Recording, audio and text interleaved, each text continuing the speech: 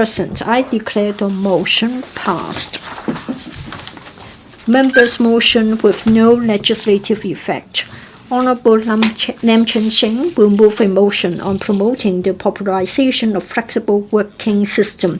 5 members will move amendments to the motion. This council will proceed to a joint debate on the motion and the amendments. Later, I will first call upon Honorable Lam Chun-sing to speak and move the motion. Then I will call upon Honorable Nixie Lam, Professor Honorable William Wong, Honorable Chung-hung, Honorable Chun-keung, and Honorable Chung-hung to speak in sequence, but they may not move the amendments at this stage. The joint debate now begins. Members who wish to speak, please press the request to speak button. And I'll call upon Honorable Lam Chun-sing to speak and move the motion. Mr. Lam Chun-sing. Thank you, President. I move that the motion as printed on the agenda be passed. Hong Kong is known for long hours and huge work pressure. According to a study of the EOC, over 60% of the working people have family responsibilities. It is difficult for them to make a balance between family and work. Family and work is something that they have to choose between. At the root of the problem, it is all because when it comes to family-friendly employment policies, we are not effective. Flexible work arrangements are not common in Hong Kong's workplace. There are many forms of flexible work, like, say, for example, instead of working full-time for a short period of time, working part-time, and then for a specific period of time, unpaid leave, job sharing as well. Like compressed work week is also an example. Also, instead of 5-day week, we can have a 4-day week, remote work, so that an employee can work at home or not work at a workplace provided by the employer throughout or partially. And for working moms, when their primary school age children go to school at 7 a.m., they can go to work immediately. But then such moms also want to leave work at 4 p.m., pick up their children, help with their homework, cook their meals, and take care of them. There are also other caregivers. At 9 o'clock, they have to send their elderly family members to a daycare center. By 5, they have to pick them up. If they don't affect the work of their office, why can't they be given some sort of facilitation? As early as the year 2000, the policy address of the SAR government said that we should promote flexible work time and we should make it convenient for family members to have bonding with the children and have spend more time with the children. Since the year 2006, the Labor Department has been advocating family-friendly employee policies, but then it is not quite effective. For some major or larger enterprises, they are flexible. And for some small, medium enterprises, they also add a human touch to their arrangements. They can accede to the flexi work requests from the employees. But across the board at our workplace, I don't think it is common. Well, according to the Education University's survey last year, 400 interviewees have to take care of their family members. 85%, as many as that number, think that our workplace is not family-friendly, and such measures are not common at all, or not quite common. If you look around the world, legislating to protect laborers' rights is quite common. Maybe we can sort of protect the right of employees to make a request about flexi work. But then sometimes for the coverage of the employees, it differs from one place to another. The UK, New Zealand allows all employees to make flexi work requests. For Ireland, Australia, among other countries, would only allow parents or caregivers among the employees to have the right to make a request. Employees have the right to request. Equally, employers have the right to vet the request. If there are legitimate business needs, the request can be turned down. Flexi work arrangements are common internationally, and it is the best safeguard for the rights of the employees. But then in the case of Hong Kong, probably we are just still quite far away from such a goal. Maybe our culture isn't ready for that yet.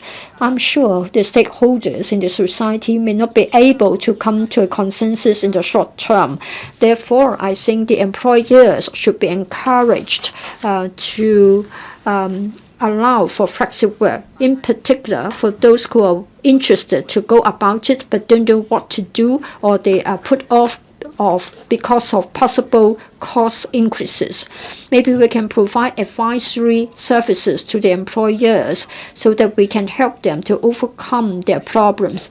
In the UK, before they introduced the flexible work law, they launched a scheme. So the interested participant enterprises get a 6-month service. They got tailor-made plans worked out for them.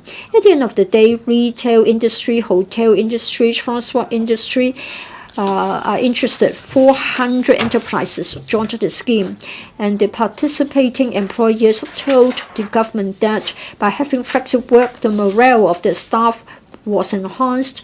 There were fewer sick leaves taken, and wastage was also lowered. Productivity was also enhanced. In Singapore, in recent years, they are also moving quickly in relation to making it flexible for employees. Between the years 2013 and 2020, there was this scheme to allow for flexible work, and employers got a subsidy.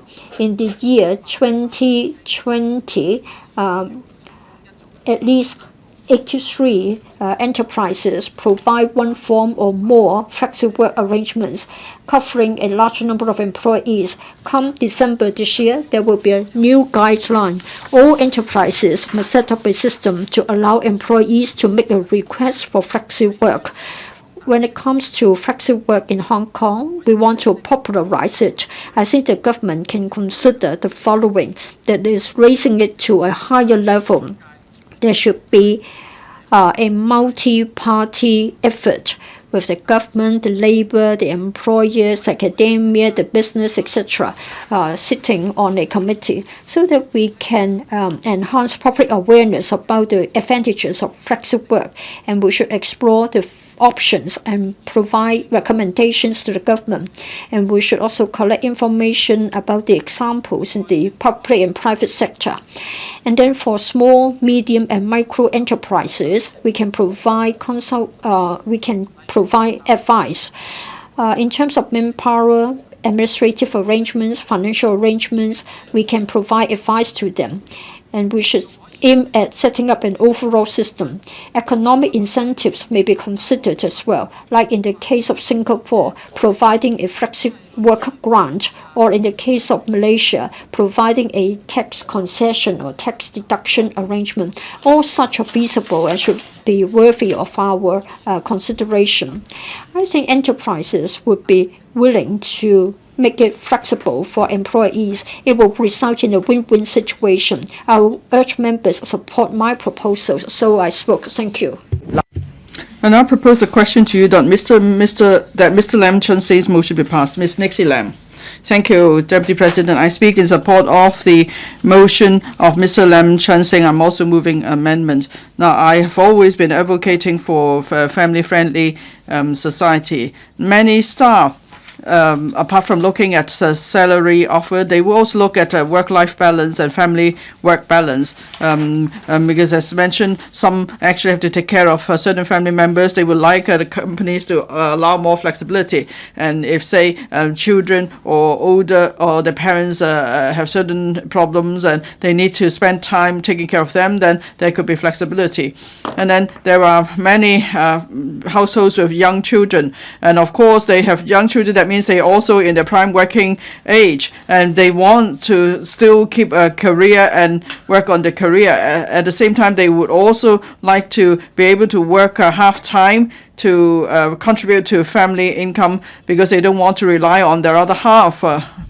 And then they also worry that they will lose touch with society when they want to go back into the job market when they get older. Now, we've talked to some companies that we talked to, the Kowloon Motor Bus, then we find that they actually have problems hiring drivers. So we asked if they could consider hiring women drivers. They just work a few hours a day near home.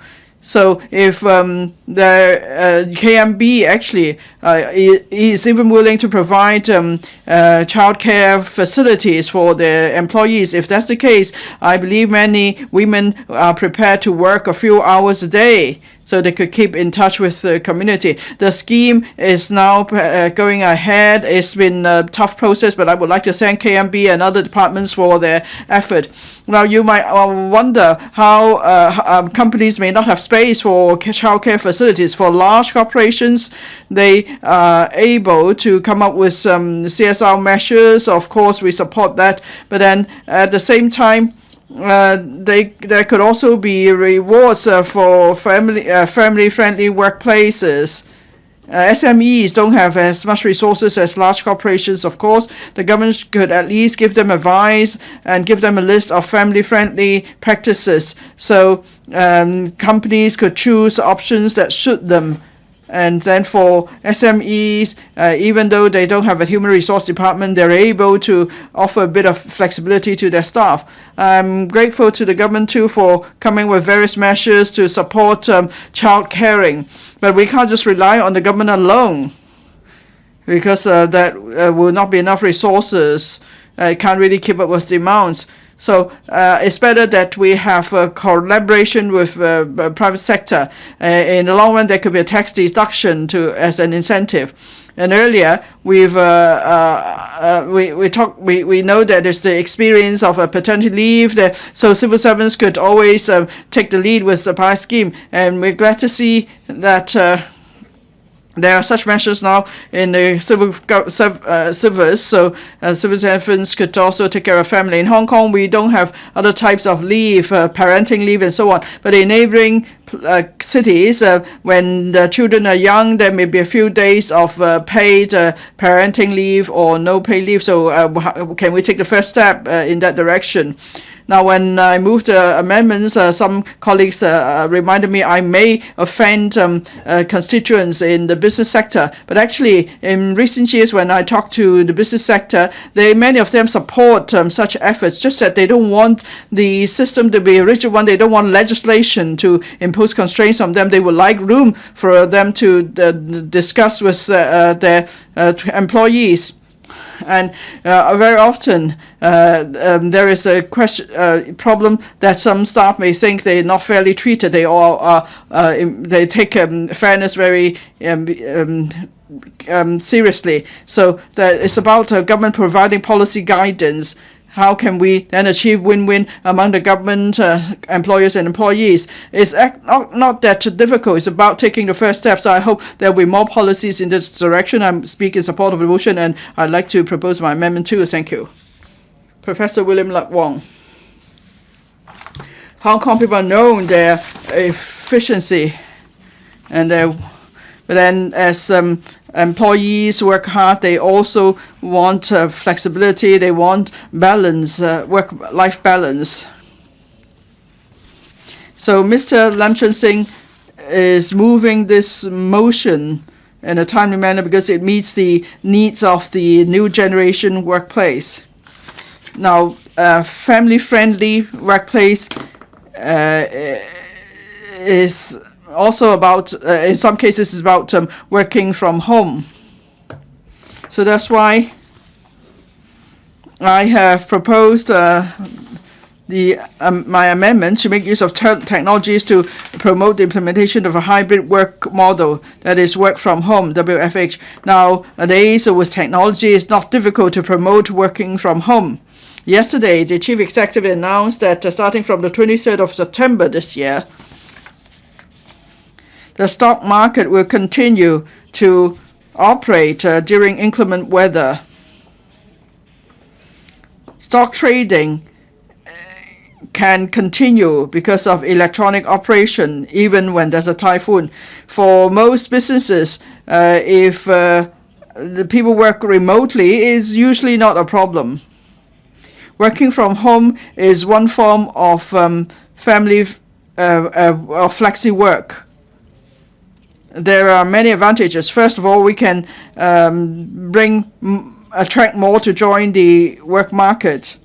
Now, usually in Hong Kong, women are the main caregivers. That's why there is a particularly low labor force participation rate among women, which is just 52.7%. It's much lower than the 63.7% among males.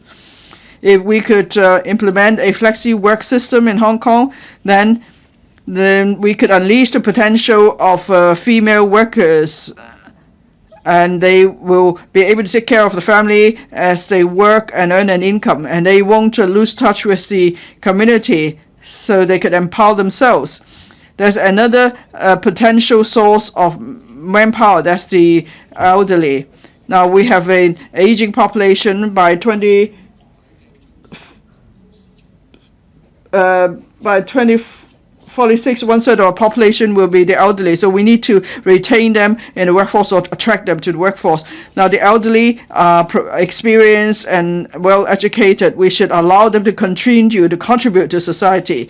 So flexi work definitely suits retirees. They are able to arrange their own work hours. Maybe if they just work 3 days a week, that will help to improve their quality of living. At the same time, it could address the manpower shortage to some extent.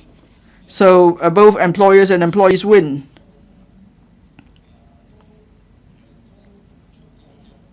Of course, we need to provide sufficient training to potential workers. Then they're able to use various remote tools and applications, and then they should be equipped properly so they could join the workforce. Now, working remotely has many advantages. Employees don't need to go back to the office each day. That means businesses don't need to hire a large office. They could then save much on rentals. It will also save on operating costs. And if they allow people to work from home, it will be easier to hire staff. At the same time, we could bring out potential workers to join the workforce. And also, young people will be more attracted to join work because working from home is very popular among young people. Some young people told me they are not switching jobs because they're able to work 2 days a week at home. So if they look for another job, they will make sure that there is the work from home arrangement too. So that's why working from home has become an important way to attract and retain staff. Now, flexi work is a global trend that includes working from home. It will allow employees to take care of work as well as their family. And then it will be easier for businesses to hire staff. So it's a win-win for all, and we really should promote it. So I speak.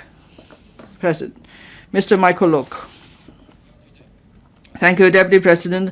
I speak in support of the motion on flexible working system. I also support the concept. It's a family-friendly measure, and it will also allow workers to meet their different needs, and then we could also tap further into the potential source of labor. Of course, with every coin, there are two sides. When there are benefits, there may be challenges too. Before this motion debate, I've studied a lot of literature, and when I searched for the flexible worker, I could see I see there are various challenges as well. Now, some say that work is not about just keeping a job permanently, but rather is whether there's a chance to take a break.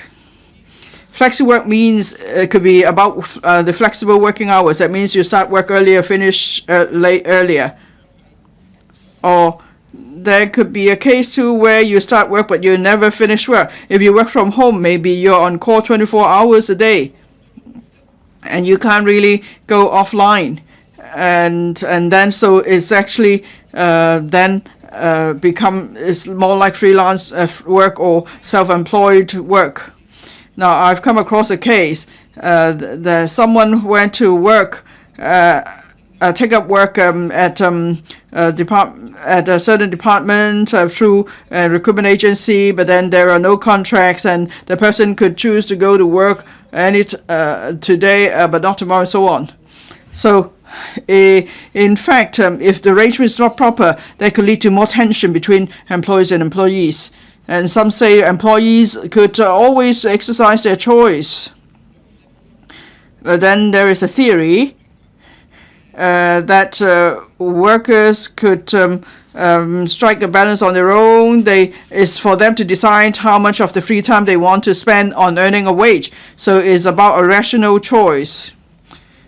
But then now we're talking about the importation of labor. There are so many talent admission schemes, and at the same time there's AI development.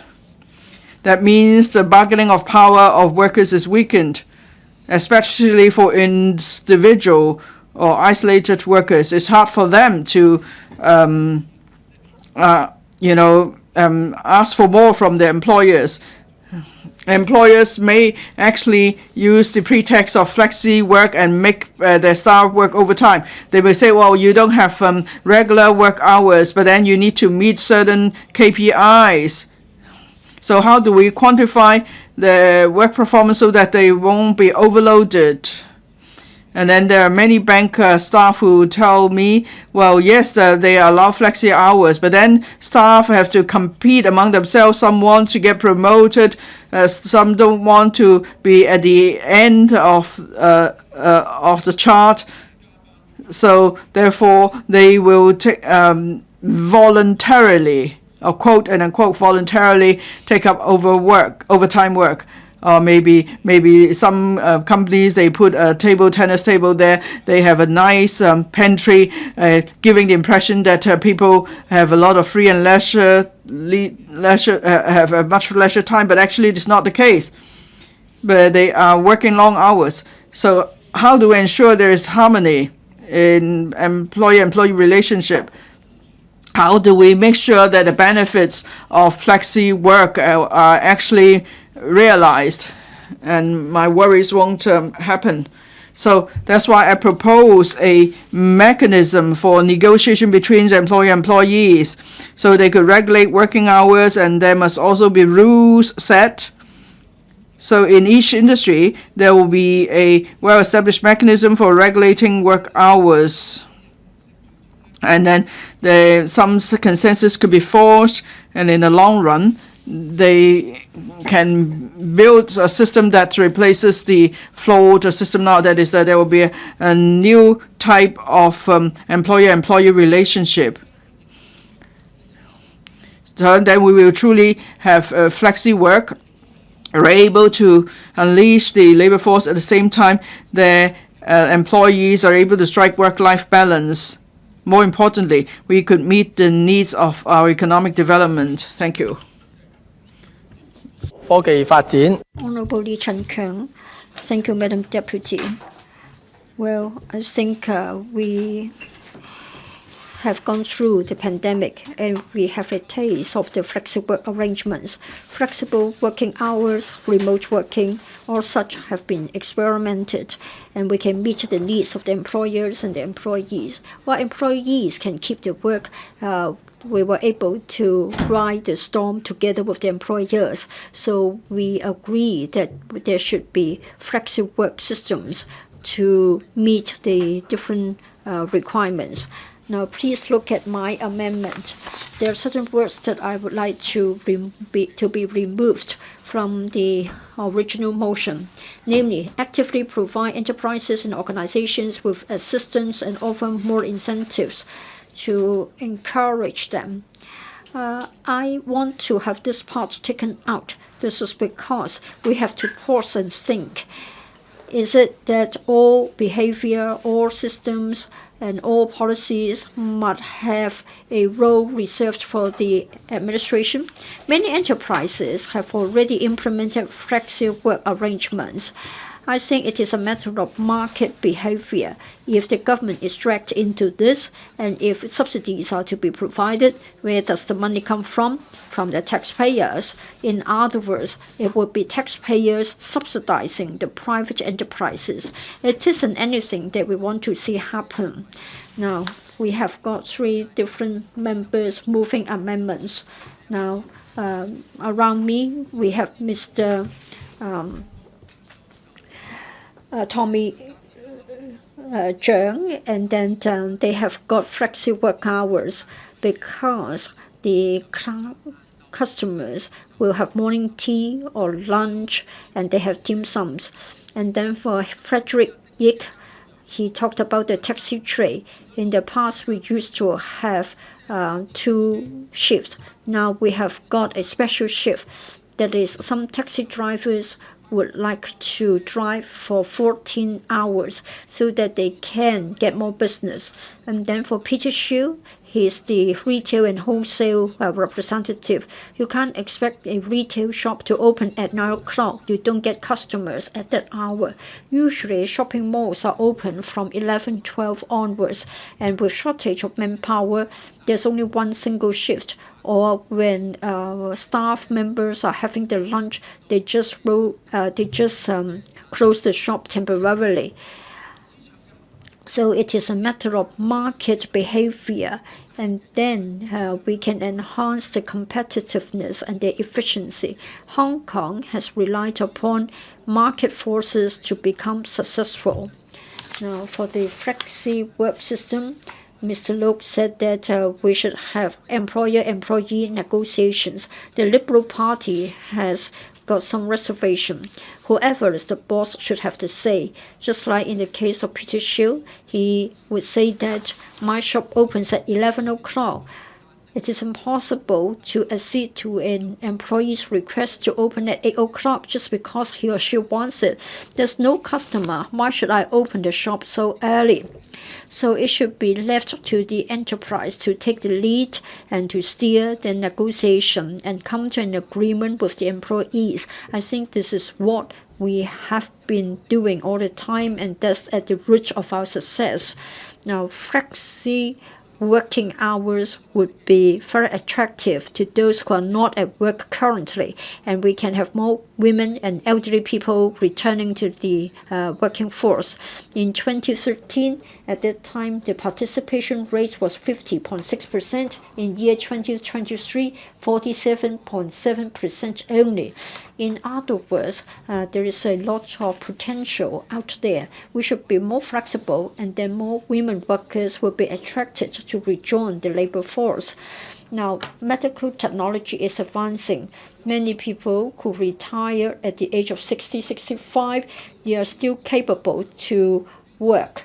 And for those aged 65 or above, they account for 21% of the total population.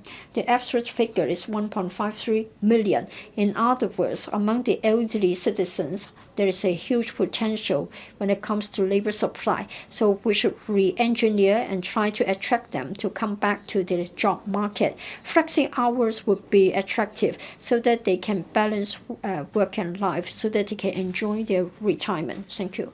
Your time is up. Mr. Yim Kong. Mr. Lam Chun-sing would like to popularize the flexible working system. I think it will be important for harmonious and inclusive society. Well, we can accommodate work from home and flexi working hours. But then the working hours differ. On your way to work, you may encounter a home accident or a traffic accident, or there may be other disputes that could end in labor disputes. So when we launch flexible working hours, we must make sure that we examine the relevant rules and regulations so that there will be statutory protection of the legitimate rights of the employees. In the year 2021, the Labor Department handled 11,000 labor disputes. Leave, holiday pay, etc., accounted for 79.7% of them. In the year 2023, for the FTU, we handled many labor disputes. There was an increase of 21%. There are always labor disputes. It is all because the economy is changing rapidly, and there are also rapid changes in the relationship between employers and employees. During the flexi working hours, how do you calculate the workload? And what about AI? AI would also have an impact on working hours. And what about traffic jams causing delays and thus being late for work? I think it will make life very complicated. So I'm afraid with more flexi hours, there will be more labor disputes. And we know that there will be more labor to be imported into Hong Kong. This will give rise to more labor disputes. So I believe that we have to look at the reality of the job market. We have to look at the impacts of the new technologies resulting in new work trends. So in our new economy, there will be new forms of labor relationship, and there will be more labor disputes. As a result of AI, it means that our work hours can be flexible. But what about the impact on the calculation of wages? We need to get ourselves ready for such a trend. And there are also questions about working on a holiday, and what about injuries suffered during the course of work. And minimum wage, etc., must also be looked at again. So there should be an extensive consultation, and on that basis, we should amend our laws and fine-tune the whole system. The laws must be clear so that we can regulate the labor market, and then employers and employees will have their legitimate rights protected, and we can readily resolve the labor disputes, and our society and economy won't be negatively impacted. And then there will be harmonious labor relationship, and Hong Kong can enjoy sustainable development. So I spoke in support of Mr. Lam's motion. I also urge members to support my amendment. So I spoke. Thank you. Secretary for Labour and Welfare. President, I would like to thank Mr. Lam Chun-sing, Ms. Nixie Lam, Professor William Wong, Mr. Chung-hung, Mr. Lee Chun-keung, and Mr. Yim-kong for moving the motion, proposing amendments, and putting forward various proposals to promote the popularization of flexible working system.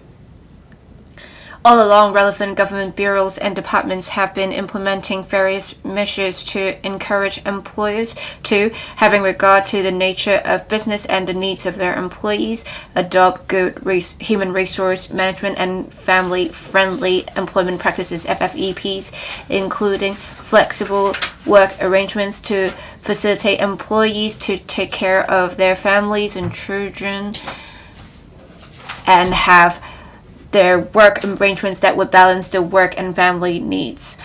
The Home and Youth Affairs Bureau, HYAB, has been supporting the work of the Family Council in promoting a family-friendly culture among the general public and endeavoring to promote diversified and flexible FFEPs in the community. In addition, the Labour Department LD has widely promoted the message through various channels, including promulgating the Good Employer Charter 2024 under the theme of supportive, family-friendly good employer. The emphasis is on family-friendly and encouraging employers to step up the promotion of good personnel management and a family-friendly employment culture. There are 4 aspects to this. 1, it would be making sure that employees have good work-life balance. These would be one of the 4 commitments.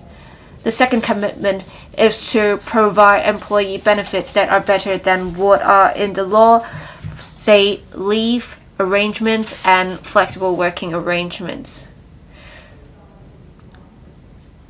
The third commitment is to be caring with the employees. For example, if their children are on leave, employees can take their children to work.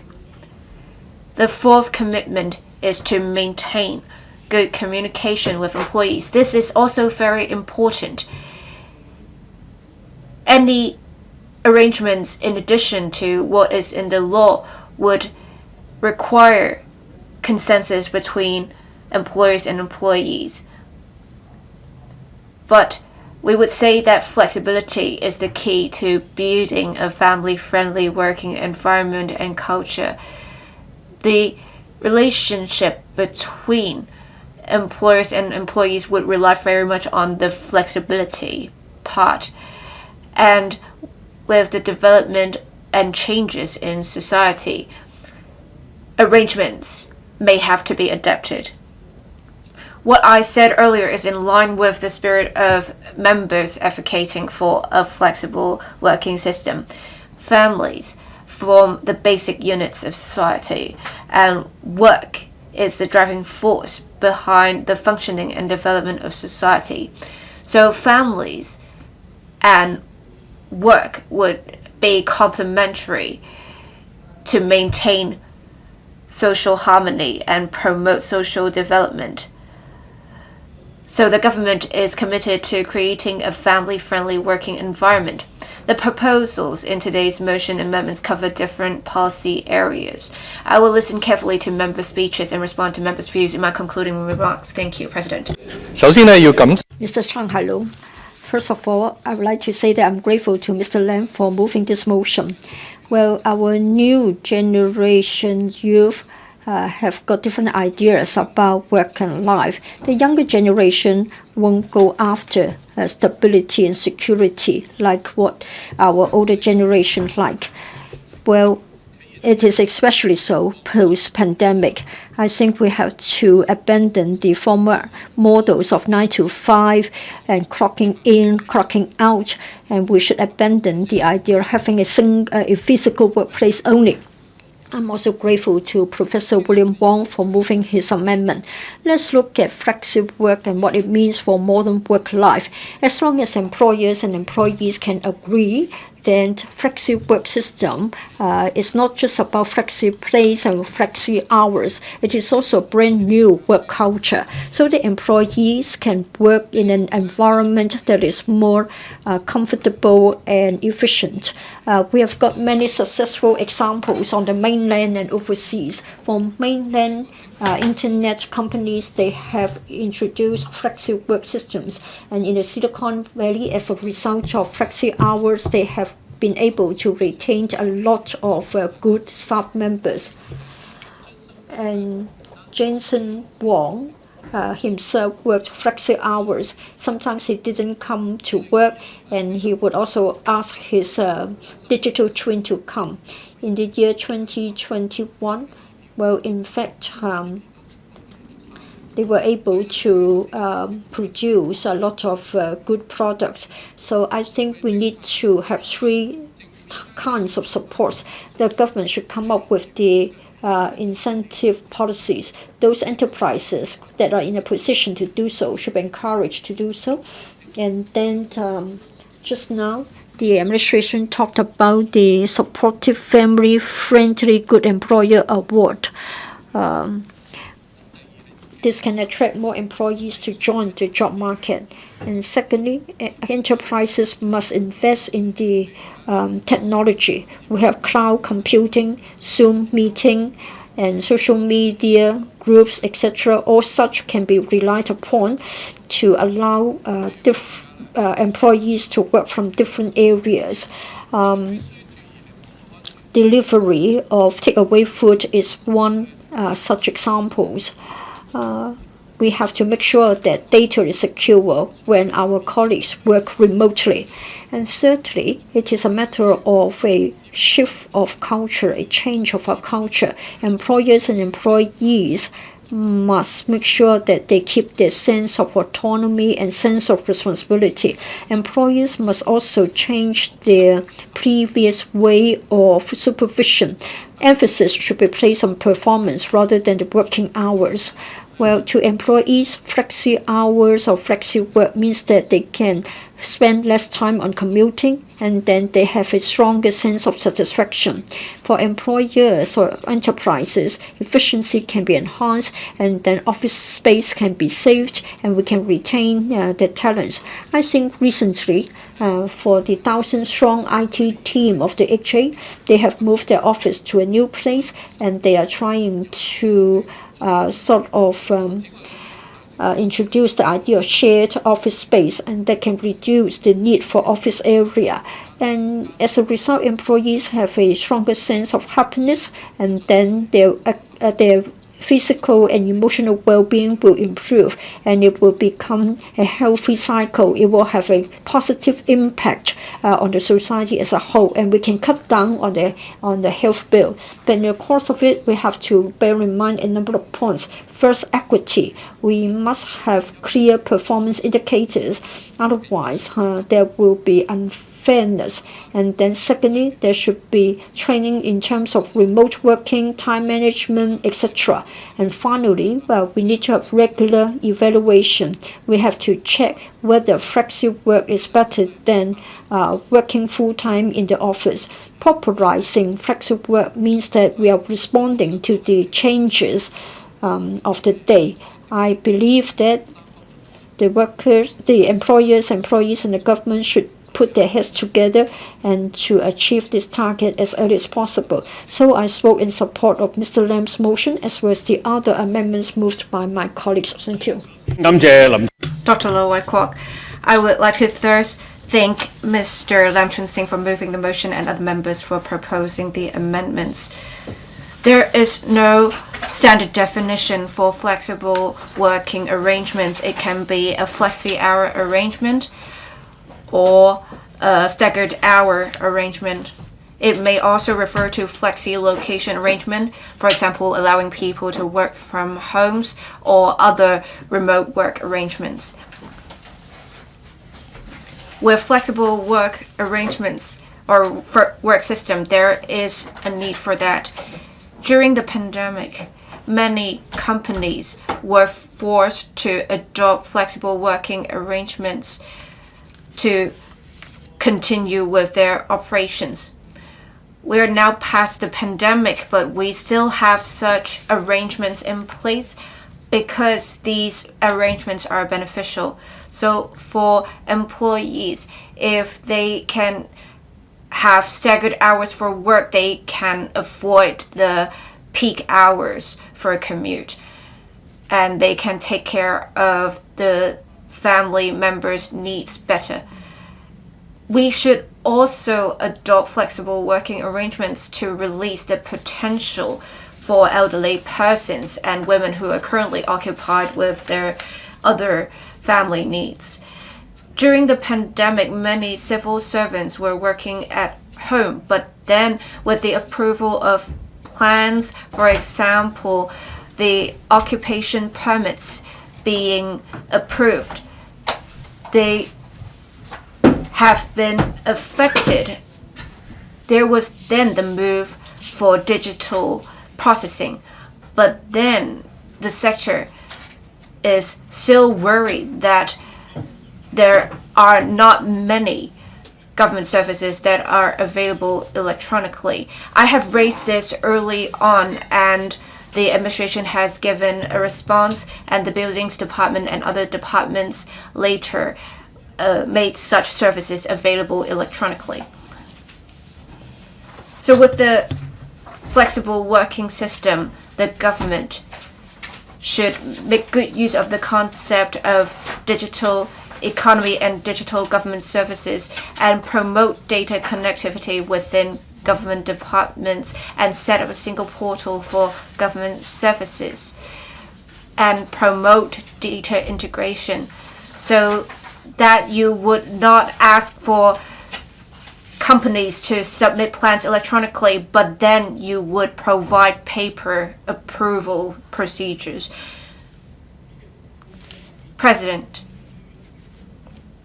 due to nature of business of certain companies, it may not be appropriate for the companies to adopt flexible working arrangements.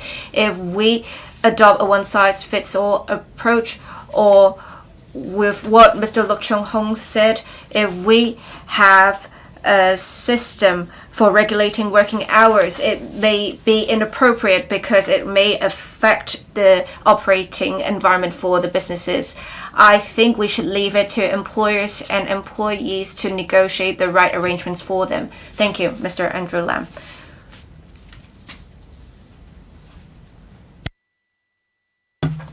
President, I would first like to thank Mr. Lam Chun-sing for moving the motion that is promoting the popularization of flexible working system, and 5 other members for proposing amendments. If we look at what happened in the past, we have seen significant changes in working arrangements. With the development of the economy, technologies, and change in culture, we can see new jobs appearing. We can see some jobs being phased out. In fact, according to World Economic Forum, between 2022 and 2027, within 5 years, jobs that can be dealt with by machines would increase from 34% to 40-odd%. But there are still jobs involving data processing, bookkeeping, and so on would decrease significantly. With technologies replacing jobs, we have also other jobs that may be replaced by technologies. For example, scammers are now automating their tasks as well. We have many jobs that have been phased out or have been lost to other regions. We have technologies changing the work environment for many. In fact, with the popularization of internet or other applications, we do not see many jobs for secretaries now. And in fact, in F&B, healthcare, and so on, automation has been used to enhance efficiency, and we do see it being quite prevalent.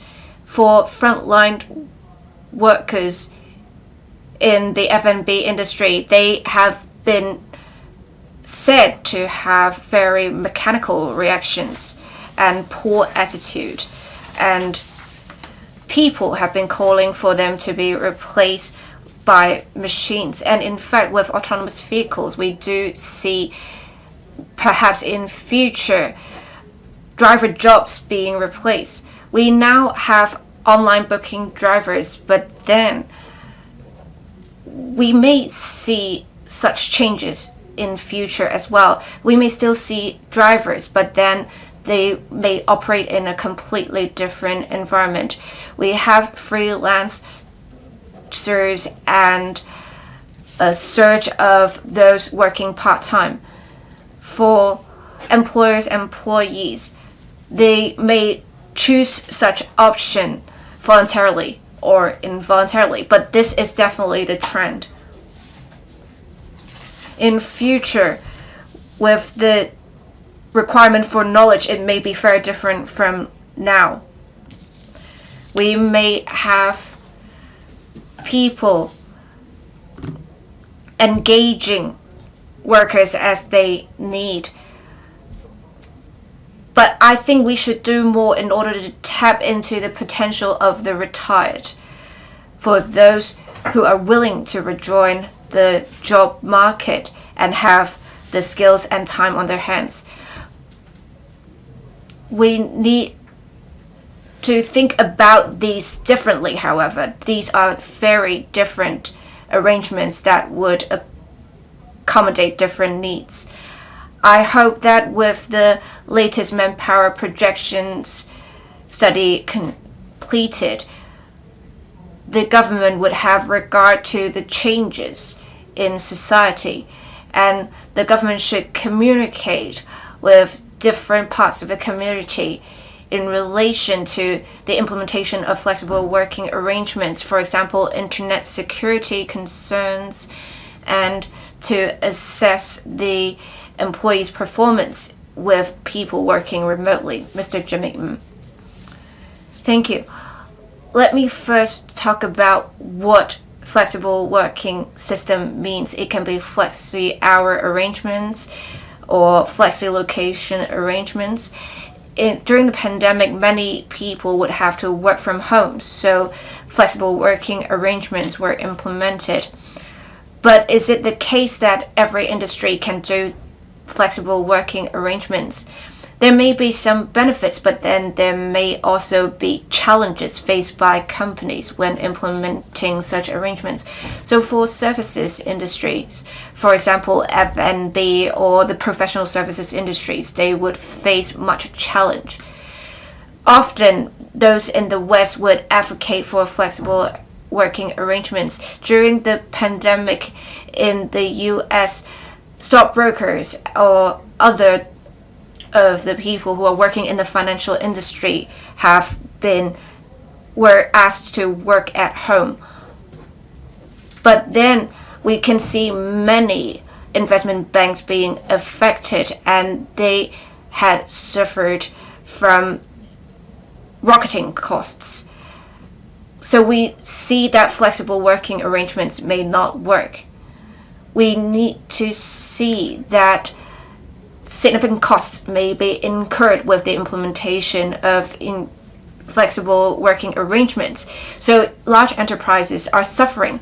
How it's going to be even worse for SMEs. We can see that they are affected not just by the increasing costs. We thought it would enhance efficiency, but that may not be the case. And in fact, employees may suffer as well because employers may think they can assign jobs to or tasks to employees at any time. According to a study in Australia, employees would not be disciplined when flexible working system is implemented, but this may actually affect other employees as well because their morale may be reduced when there are other employees who are slacking off. We do see that with the implementation of flexible working system, it may not be so beneficial. In fact, it may decrease the efficiency. With us promoting new quality productive forces, the adoption of a flexible working system, it may not actually help with that. I think the intention is good, but then we need to consider the actual costs that may be incurred. In fact, according to an academic in Canada, for those working from home, for the various costs, electricity or stationery, they can apply for reimbursement, so it would amount to 3,000 odd Canadian dollars per year. But then eventually we would see the government paying for this because they are to subsidize such flexible working arrangements. So I think we should not adopt a one-size-fits-all approach. Dr. Chung-hung. Now, flexi work is usually about the flexible working hours, the mode of work, and so on. Now, Mr. Lam Chun-sing moves his motion. I have two questions. First, is it suitable for the government to take the lead in implementing flexi work, or should we leave it to businesses to decide? And secondly, do we want flexi work approach to cover all employees or just specific groups? Now, in Hong Kong, the labor participation rate is less than 60%. It's just about 57%. And for those aged 20 to 40 something female, the labor the 72% of them are not in the labor force. It's much lower than that for other advanced economies. And then at the same time, there are several hundred thousand people without work. Now, if there is flexi work among this group, then we may be able to tap into the labor force and address our manpower shortage. But then if the government is to take the lead to promote flexi work across the board in all businesses, that will lead to many issues, employment relations, work efficiency, the costs involved in working from home, security, and so on. Now, there are different European enterprises that may adopt a hybrid mode for working. For example, they allow employees to work 2 or 3 days in a week at home. But can we adopt the same practice here in Hong Kong? If it's led by the government, could there be disputes arising among the employers and employees?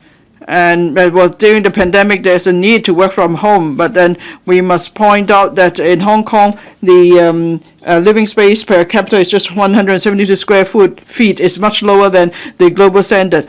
Say Seoul, Singapore, the mainland, Taiwan, we compare poorly to these other advanced cities. If there are 2 or 3 family members all working from home, there may be more dispute, and they will affect the work efficiency actually. And maybe they all competing for bandwidth of the internet system even.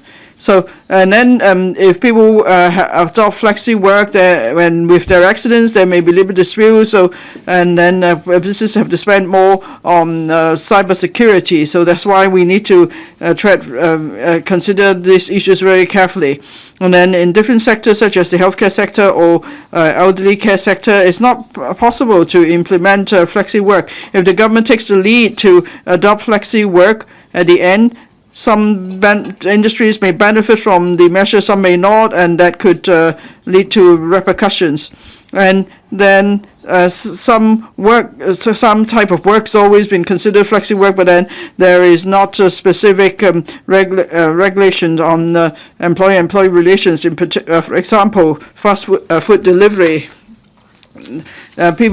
There is a flexi work arrangement on food delivery platforms, and it's for the employer to dictate the terms. And if there are accidents, well, the deliverers may not have signed an employment contract with the employer. It's actually more like a contractor's contract. So the deliverers are not actually hired staff of the platform. So that's why the platform company usually will not show the responsibilities when there are industrial accidents.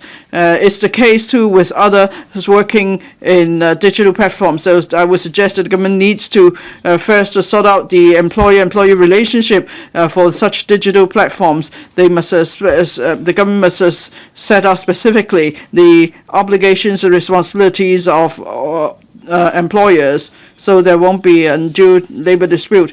Now, in overseas experience, we see that flexi work could help to attract and retain staff and boost productivity. But then if it's promoted across the board to all employees, we have to consider whether they will affect the efficiency of the government and businesses. In particular, we talk about the rental level, the vacancy rate of office, and so on, and the overall competitiveness of the community have to be considered. Thank you. Mr. Ronald Chen. Thank you, President. Technology is aimed at helping the humankind. A flexible working system shows care for the people in the world. They help employees to strike a balance between work and their life, so they can make contributions to their employers. This will form a virtuous cycle. There will also be greater economic benefits. I thank Mr. Lam for moving this motion. So today we can discuss whether the administration needs to foster conditions to promote the popularization of flexible working system. A flexible working system originally is aimed at helping employees to resolve problems in relation to public transportation. In addition to easing the pressure on the local public transportation system, we can also ease traffic congestion and improve the work-life balance of employees. This can in turn enhance their sense of loyalty and job satisfaction. So in Europe, where there are countries with tight manpower, for example, in Finland in 1996, the Work Hours Act was implemented. In Portugal, in Singapore, they have the tripartite working hours guidelines, which will come into effect in December this year. In mainland China, quite some enterprises, especially in the INT sector, have implemented flexi hours in order to attract more talents. On the popularization of a flexible working system, there's still a long way to go for Hong Kong. We are result-driven. In other words, employees enjoy a greater degree of autonomy as long as they can get the job done. In Hong Kong, in some sectors, they have implemented a flexible working system. The government has launched a website to promote family-friendly employment practices, but the website only provides information for reference. It does little, actually. It does little. There's an award scheme for family-friendly employment practices. The Hong Kong Education University survey pointed out that there is a discrepancy between employers and employees. By and large, the flexible working system implementation is not very effective in Hong Kong. The implementation is subject to constraints. In different sectors, employees' treatment does vary. This is unavoidable. A flexible working system emphasizes that some jobs are not suitable, that is, those involving confidentiality, for example. A lack of resources will prevent a communication network with business confidentiality from being built. On the one hand, there will be difficulty for higher-ups to appraise their subordinates. Higher-ups cannot support employees in relation to contingencies either. So there needs to be a basket of factors. So we shouldn't support it across the board. The government should give some guidance, and I believe this is the spirit of the original motion. But the government should not be overly meddling into the business and the sector. Mr. Sunny Tan, thank you, President. Flexi time, shorter work week, remote week, and hybrid work model. In Hong Kong, we choose to adopt flexible working system voluntarily. It hinges on family needs, workplace culture. When companies choose to adopt family-friendly employment practices, this is for the best interests of employees.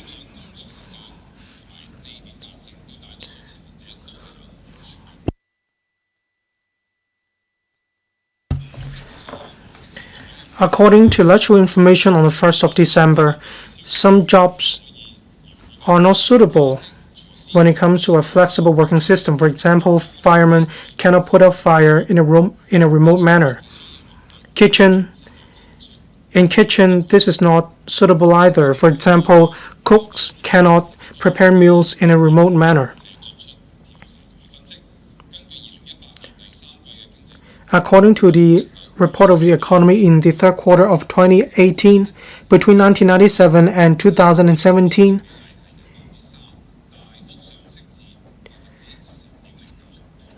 there's a marked increase from 3% to 15.6%.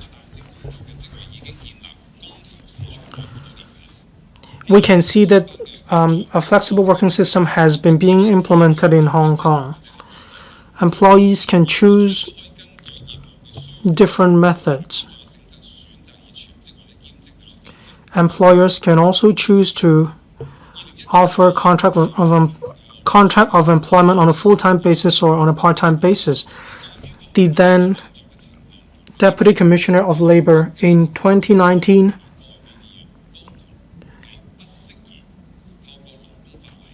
said that it was not appropriate to legislate family-friendly practices and good human resource management owing to the different nature of work in the community. A flexible working system is built on mutual trust between employers and employees. We shouldn't legislate in order to mandate a flexible working system. When employees need to take care of their family members and when they do need to leave the workplace, employers wouldn't prevent them from leaving the workplace actually.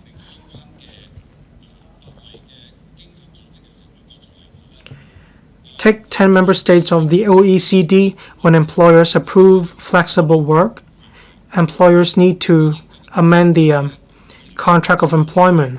According to the UK, between 2018 and 2019, 86% of companies have offered contract of employment on a flexible working system. 75% were engaged on a part-time basis. Quite a lot of large companies, when the situation allow employees to work on a flexi work basis. I think the administration should help SMEs in Hong Kong to foster a better work environment and offer assistance, subsidies to companies that are willing to adopt family-friendly employment practices. For example, they can streamline mundane workflow so that employees can focus on more meaningful work, their productivity can be enhanced, so can their sense of belonging and satisfaction in the workplace. The duties of a job and how jobs should be done, these should be discussed between employers and employees according to the conditions in the community. Promoting the economy through output to share the fruits together, this is exactly how Hong Kong can prosper so that we can achieve a win-win situation between employers and employees. Thank you. Mr. Chung-keung Paul. Thank you, President. Nowadays, we're seeing an aging population. There are fewer young people who want to engage in full-time jobs. We're seeing acute manpower shortage. After COVID, work from home has become the norm. This has been the trend around the world. Flexi work arrangement is one big consideration for employees. I thank Mr. LAM Chun-sing for this motion so that we can have a discussion here. As we see advanced technology development, work from home has become commonplace. It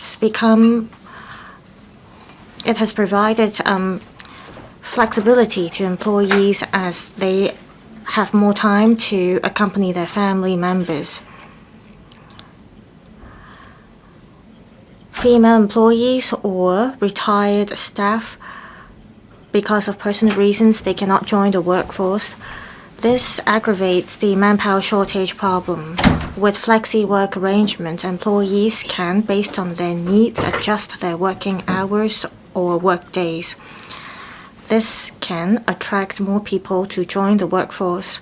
OECD has at least 10 member states, including UK, France, and Australia has enacted laws to allow employers to roll out flexible work arrangement. Employees may, through written submissions, make requests, and employers will have to reply within a certain period of time. Most of these requests would be accepted. If this affects businesses, employers may reject the requests. To draw for talent, Singapore learned from the Western countries. Starting from the end of this year, employees may ask for a 4-day work week from their employers to work more flexibly at home. Singapore is the first Asian country to roll out such arrangement. Well, this is not legally binding, but this allows employers to roll out flexible work arrangement, and in future it would facilitate legislative amendments. In Hong Kong, employers take into consideration costs to convince them to roll out flexible working arrangement. It would take time.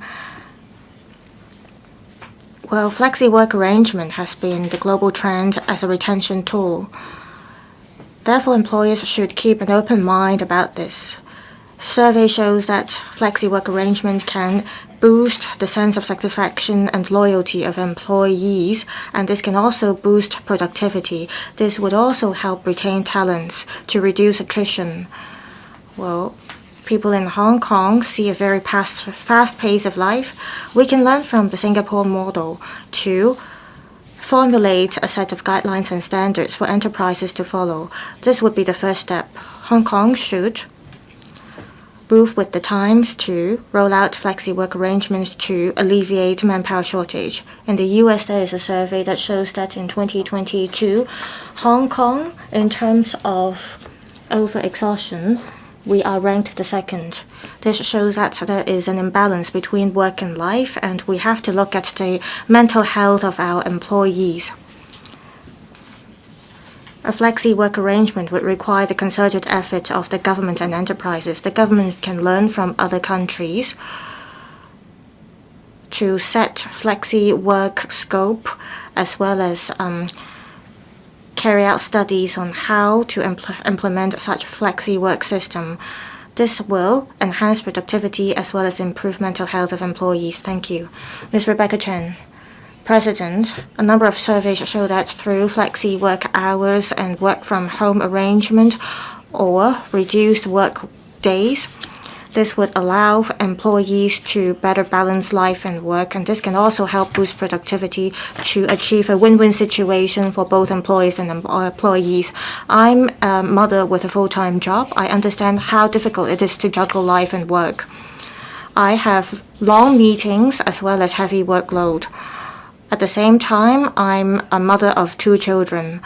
I have long working hours, and during weekends there are different events that I have to attend. I cannot, like other mothers, accompany their family members all the time. In the morning, I would send my children to schools, and on the way, I try to chat with them to treasure my time with my children. However, it's not like every working parent can have the chance to talk to their children like this. Some wage earners have to leave home early in the morning, and they have to work overtime at night. When they get home, they may have to cook or do house chores or even check the homework of their children.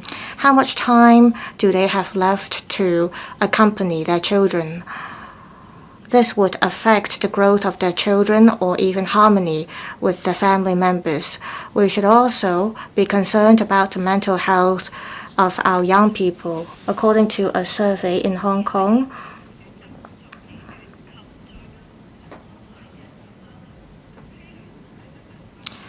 companies that roll out flexi work arrangement, their employees compared to those who work for companies without flexi work arrangement, they are happier. Whether employees are happy or not, this would affect attrition rate as well as productivity. If we look at the success cases, well, currently, there are at least 10 countries, including the UK, France, Finland, Portugal, as well as Iceland and New Zealand. They have enacted laws to empower employers to roll out flexi work arrangements in the mainland. In some regions, like Guangdong province, there are also mother posts. For those with children aged 12 years or below, they can work flexibly. There are also contracts that stipulate that these mothers cannot work overtime, and if needed, they can take leave. These contracts all even allow mothers to bring their children to work. In this regard, Hong Kong is falling behind. I think the government should more proactively roll out family-friendly measures. The government, being the biggest employer in Hong Kong, it should take the lead. It should roll out a flexible working system within the civil service to be the example for enterprises in Hong Kong. There should be family-friendly posts or family leaves for children's graduation ceremony. Parents working in the civil service should take leave. Even if they are not allowed to take leave, they should be able to work at flexible hours. The government should also roll out support measures at the community level. For instance, it may consider making use of the community living room. In all 18 districts in Hong Kong, there can be nanny stations at community living rooms. Also, if possible, we should enhance the service places for after-school care program for children so that working mothers can balance life and work. We're also concerned about the welfare of men in Hong Kong. In Sweden, the UK, and other places, there are paternity leaves. This can help relieve the burden of their wives so that their wives can rejoin the workforce. Family harmony relies on the concerted efforts of both women and men in our society. After COVID, there are different interpretations of flexible work arrangements. In different enterprises, they adopt a hybrid work model. There are more people who would like to achieve a better balance between work, life, and family responsibilities. I hope we can move with time so that we can draw for talents as well as enhance our competitiveness. Thank you. Mr. Chung-hung. Thank you, President. I speak in support of Mr. Lam Chun-sing's motion on promoting the popularization of flexible working system. In the 1980s, the Hong Kong government wrote out flexi work hours. Back then, the government rolled out flexi work hours within which civil servants would have to stay in their posts. Employees may work at flexi hours, staggered hours, under the premise of a normal operation of different departments. In 2006, the government rolled out 5-day work week in phases without affecting public service levels and the increasing the burden of taxpayers. Department heads may allow their staff to work at flexi work hours. For private sector, currently there are large-scale enterprises that formulate family-friendly measures, allowing employees to work at flexi hours so that they have more time to take care of their family members. This would alleviate the burden of the employees. These family-friendly measures allow employees to have a better sense of belonging to their companies. Many SMEs, due to various reasons, have yet to roll out flexi work arrangements. According to the LegGo Research Division, among the OECD member states, at least 10 of them have formulated laws for flexi work arrangements, including the US, France, and Germany. The UK, since this April, has come up with a mandatory system to protect employees. In Australia, for a few types of employees or for parents with preschool children, they can enjoy certain benefits and protection. In Singapore, there is this new tripartite guidelines. Starting from this year, employees can make requests to employers to work at flexi hours or under flexible work arrangements. It shows that flexi work arrangement has become a trend. With the impact of COVID, wage earners in Hong Kong is working under a very different model now. Work from home has become commonplace. Even after COVID, some companies would still allow employees to work from home or work your way in certain days during a week. These companies allow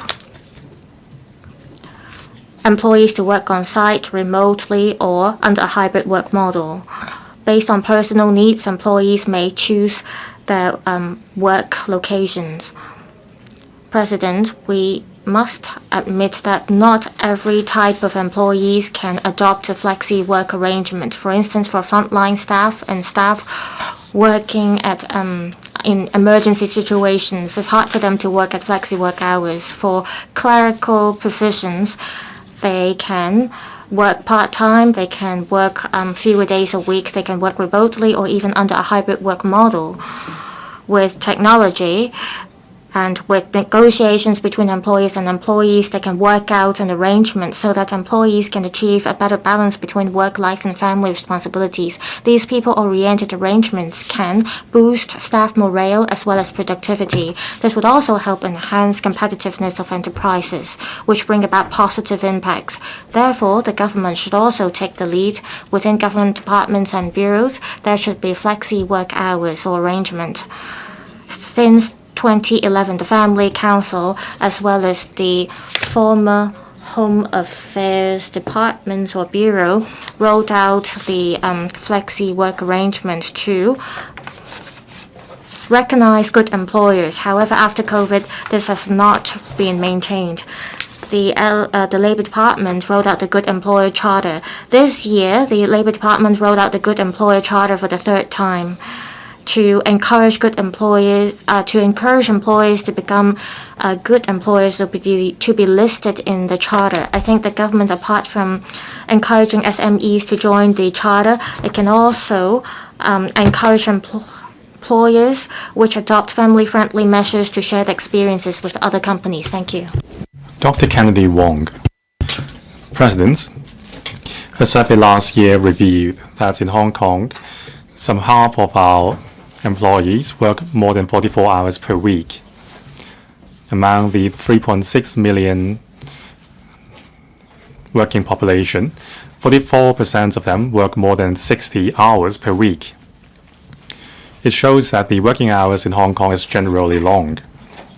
Now, for the physical and mental wellness of our workers and to ensure that they keep their passion in their job and achieve work-life balance, we are encouraging employers to adopt good practices, including flexi work hours. Now, with the advancements of technology, we have seen much progress in information technology advancement. I think there is the potential to embrace flexi hours in many industries, especially after the pandemic. We would like to avoid a situation where there is a large gathering. So it is an opportunity to adopt flexi working arrangements. According to a research conducted by Stanford University in the US, it is found that working 3 days at office and 2 days at home would be very beneficial. On one hand, it can lower the attrition rate. On the other hand, the employees will achieve better work-life balance and enjoy better satisfaction. Not just that, for marketing, accounting, and even engineering positions, it would be a win-win for both the employers and the employed. Now, in the middle of April this year, the Singaporean government issued a guideline that starting from October, employees are entitled to request for 4-day work. They can also apply for starting work at beside peak hours. On the other hand, companies or employers can reject these applications based on the additional cost or the nature of their work. Now, in Hong Kong, we have the Good Employer Charter. The Labor Department encourage various family-friendly measures. Now, despite encouraging the corporations to adopt practices better than the statutory requirements, for example, longer parenting leaves and so on, it is quite rare for employers to really embrace family-friendly working arrangements. Now, to encourage more employers to come on board, we need to educate the employers on the benefits of a flexible working arrangement and also the trend in the world. The employers should learn about all these. And also, the government should make use of policy measures to give incentives to employers for adopting flexi-hour and flexible working arrangements. The government should even consider providing tax incentives to encourage these practices. On one hand, it can enhance productivity. On the other, employee satisfaction can be enhanced, thus enhancing the competitiveness of the corporations. Now, for SMEs, they may not have the conditions to do all these, so they need more support from the government, including increasing the service quota of childcare services. Now, some jobs, because of the nature, cannot embrace flexible working hours. For example, disciplinary services, security works, the catering industry, and also industries with a serious manpower shortage. However, for the financial services and telecommunication and industries and so on, this would be applicable. Now, we cannot have a one-size-fits-all arrangement for all enterprises, and not every employee is willing to switch their working arrangement. So we need to conduct more study on the feasibility of this. I support the motion and also the amendments moved by Ms. Nixie Lam, Mr. Yim Kong, and Mr. Chung-hung. But I will abstain from voting for Mr. Lee Chun-hung. For Mr. Chung-hung's amendment, I will vote against the amendment because the suggestion is unrelated to the motion. Dr. Starry Lee, President, after the pandemic, Hong Kong's economy is gradually recovering. Now, with the tense geopolitical situation, our economy is facing a lot of challenges and uncertainties. Under this backdrop, I support the Chief Executive and his team to prioritize economic development. To promote economic development, a pain point is the shortage of labor. Now, I thank Ms. Lam Chun-sing for moving today's motion, and then we urge the government to implement a flexible working system to ensure that employees can balance between their work and life and the family duties. I agree that the government has the major responsibility in this. It is the largest employer in Hong Kong. It must take the lead by example and create a family-friendly working environment. It can create and foster social harmony and also address the shortage of labor in Hong Kong. We are an ultra-old society. We have the lowest birth rate in the world. Together with the immigration trend, we are facing a serious drain in our workforce. So we need to shop for talents and we need to import more labor. Besides attracting talents to contribute to our economy, of equal importance is to tap the potential in the labor force with policy measures. Now, we must tap the potential to unleash the female workforce. In the Asian society, because of family duties, many women are not working. According to the CNSD, for women between the age of 25 and 39, for unmarried women, the labor participation rate is 90%. For those who are married, it is dropped to 48%. Now, for those above 40, the labor participation rate is some 43%. Now, we have been asking the government to provide more childcare services, and we should draw reference from other places to promote more corporations to implement flexible working hours, remote work pattern, and also or even positions sharing, so that women can fulfill their potential while caring for their family duties.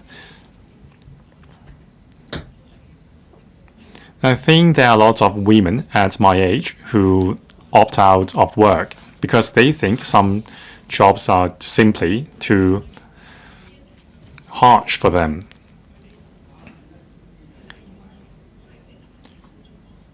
However, if there are flexi hours for them, they would be willing to take on the job despite lower wages. But we don't have a lot of these job opportunities in Hong Kong. Now, since we have such a serious manpower shortage, we need to think about how to tap the potential of our labor force, and remote work is a good option. According to the Electrical Secretariat research among the OECD, some 87% of the corporations and employers are providing their employees with flexible working arrangements. Some 60% of the employees can easily take 1 or 2 hours leaves to take care of their families beyond working hours. Now, in 2017, the Singaporean government launched the tripartite guidelines on flexible working arrangements. This is a voluntary arrangement. Now, by year 2022, 87% employees were 27% of the employees were covered by flexible working arrangements. And then the Singaporean government promised to launch another tripartite guidelines to ensure that employers are considering application or requests for flexible working hours made by employees. Now, the changes in our times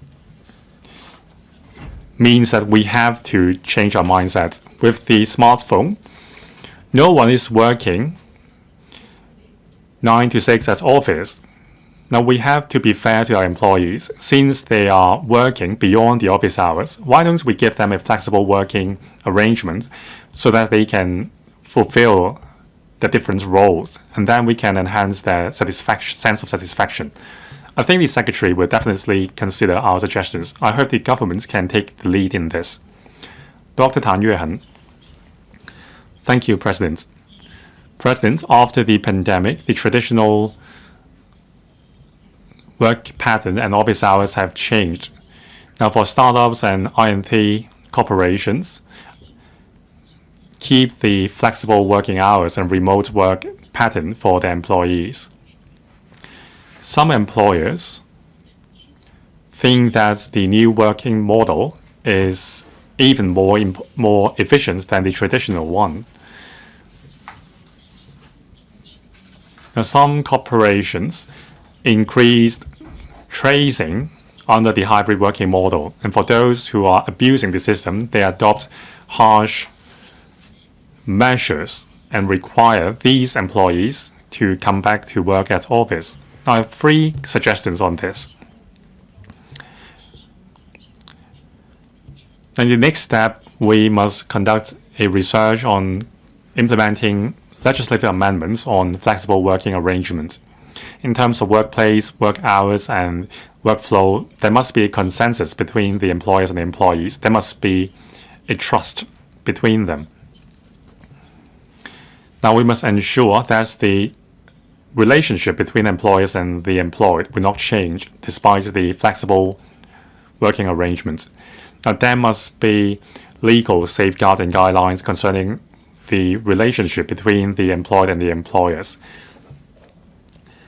Now, the Guangdong, the Singapore, we have the guidelines for flexible working arrangements, but we need more than guidelines. We need laws to ensure that the rights of both parties are protected by the law. Second, the government must provide more support in terms of technology and resources for employers. Now, because of the changes in technology, employers and employees are embracing technology more, and the workflow is completely different. For example, in the financial services industry, if the employers require employees to embrace technology, they need to ensure that they are meeting the requirements under the law, and the employees must be trained to do this in terms of security of data. In other industries, there is not a flexible working arrangement, and also the nature of jobs are different. So I suggest the government to conduct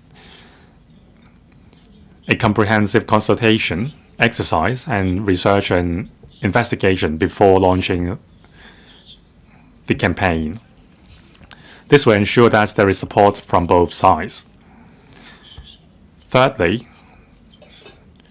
the government should allocate more resources to encourage corporations to adopt family-friendly working arrangements. Now, the measure has been implemented for many years, but still, corporations are only embracing the idea in terms of leave arrangements only. In terms of flexi hours and flexi workplace, there is still a gap between the expectations of employees and employers. The government must step up its publicity and provide more incentives for employers to adopt flexible working arrangements to ensure that there is a high level of loyalty among employees. This will reduce the attrition rate. Thank you. Dr. Tik Chi Yun. Thank you, President. There's a lack of labor in Hong Kong. This is a well-known truth. Different sectors, different positions, there's a lack of labor in Hong Kong. In order to solve the problem, we have been calling for the importation of laborers, but we are also worried that this will affect the livelihood of local workers. There will also be management issues. A lack of labor in Hong Kong, this is true, but there's also a lack of labor participation in Hong Kong, including women, the disabled, the retired, and so on. I'd like to talk about the employment situation for the disabled and the old. In 2021, between 60 and 64, the labor participation rate is 48.8%, less than half. For those aged above 65, the labor participation numbers a total of 210,000, accounting for there's a marked increase. The labor participation rate is still on the low side comparing with the overseas jurisdiction. In South Korea, the labor participation rate stands as 37.5%. In Japan in 2022, in Singapore, those above the age of 65, the labor participation rate stood at 30% or so. All these are higher in Hong Kong in terms of the labor participation rate. Between 60 and 65, the income level median stood at $11,700.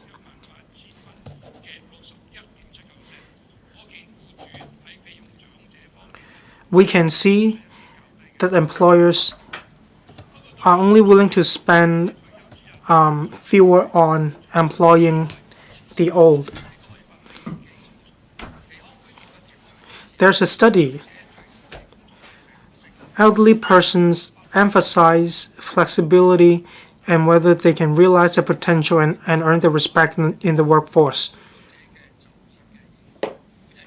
All these will make the elderly people more willing to work. We can draw reference from overseas jurisdictions. We can work on three fronts. One, we can enhance the momentum of policies. We can learn from Northern Europe. We should ban age discrimination. We should also delay the retirement age in order to provide better legal protection for the elderly. We should also learn from Singapore and Japan. We can mandate employers and encourage employers to re-engage the elderly based on new provisions. This can help solve the manpower crunch in Hong Kong. Third, we can also help with the training of skills. We can learn from Singapore and Japan. We can offer more incentive for elderly people to join the workforce again. The employment situation for the disabled attracts our concern as well.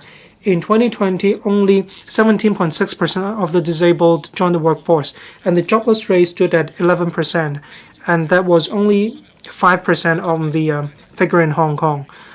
They earn only $10,000 per month, accounting for only 56% comparing with the median of $18,000 in Hong Kong. If we only rely on the administration to encourage the sector, the effect is limited.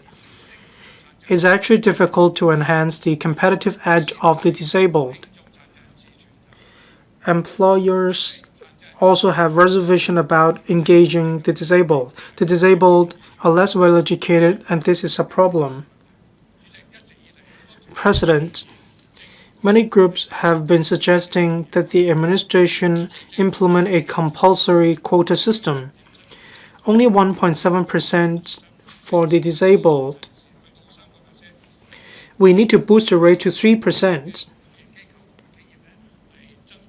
So more employers will employ the disabled.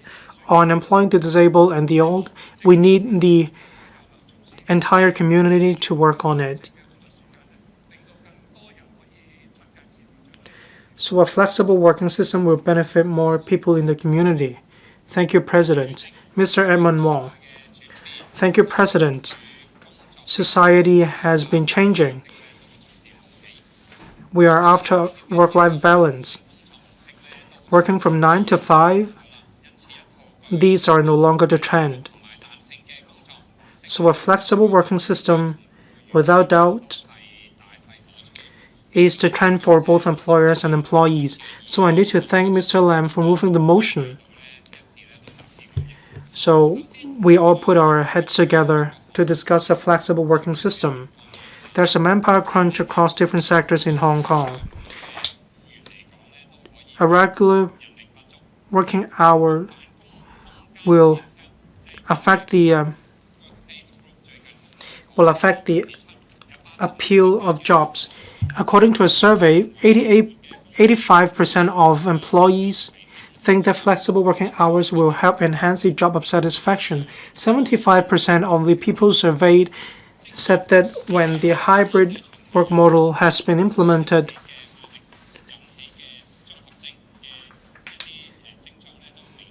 issues arising from the workplace have been reduced. Only 71% of the employees think that remunerations and benefits will provide them with a sense of satisfaction.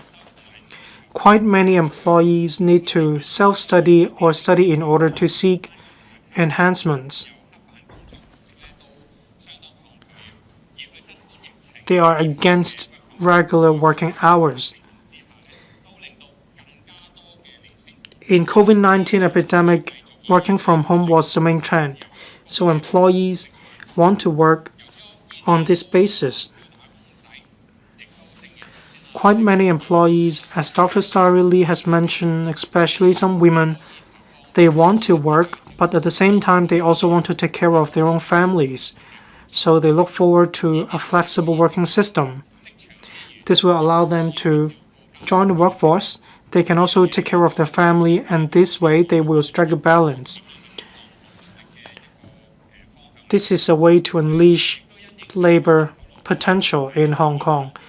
We have an aging population. This is getting more serious. Many employees are getting more and more advanced in age. They may not be able to devote themselves to their work.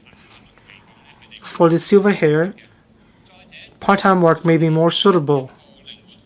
Moreover, a flexible working system can enhance the appeal of the jobs. They will find it easier to engage or employ talents. At the same time, employers can implement work from home, and they can also downsize their office in order to reduce the rental of their offices. So we can see that promoting the popularization of a flexible working system will benefit both employers and employees. This is a win-win situation, so I speak in support of the original motion and I support most of the amendments. A flexible working system is all about allowing employers and employees enough flexibility.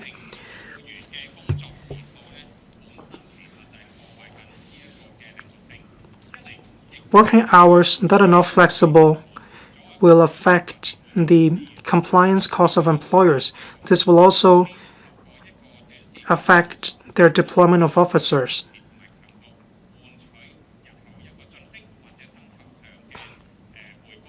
Through a flexible working system, employees will be able to further improve themselves. So we can see that an inflexible working system is behind the times. This will run counter to our flexible working system.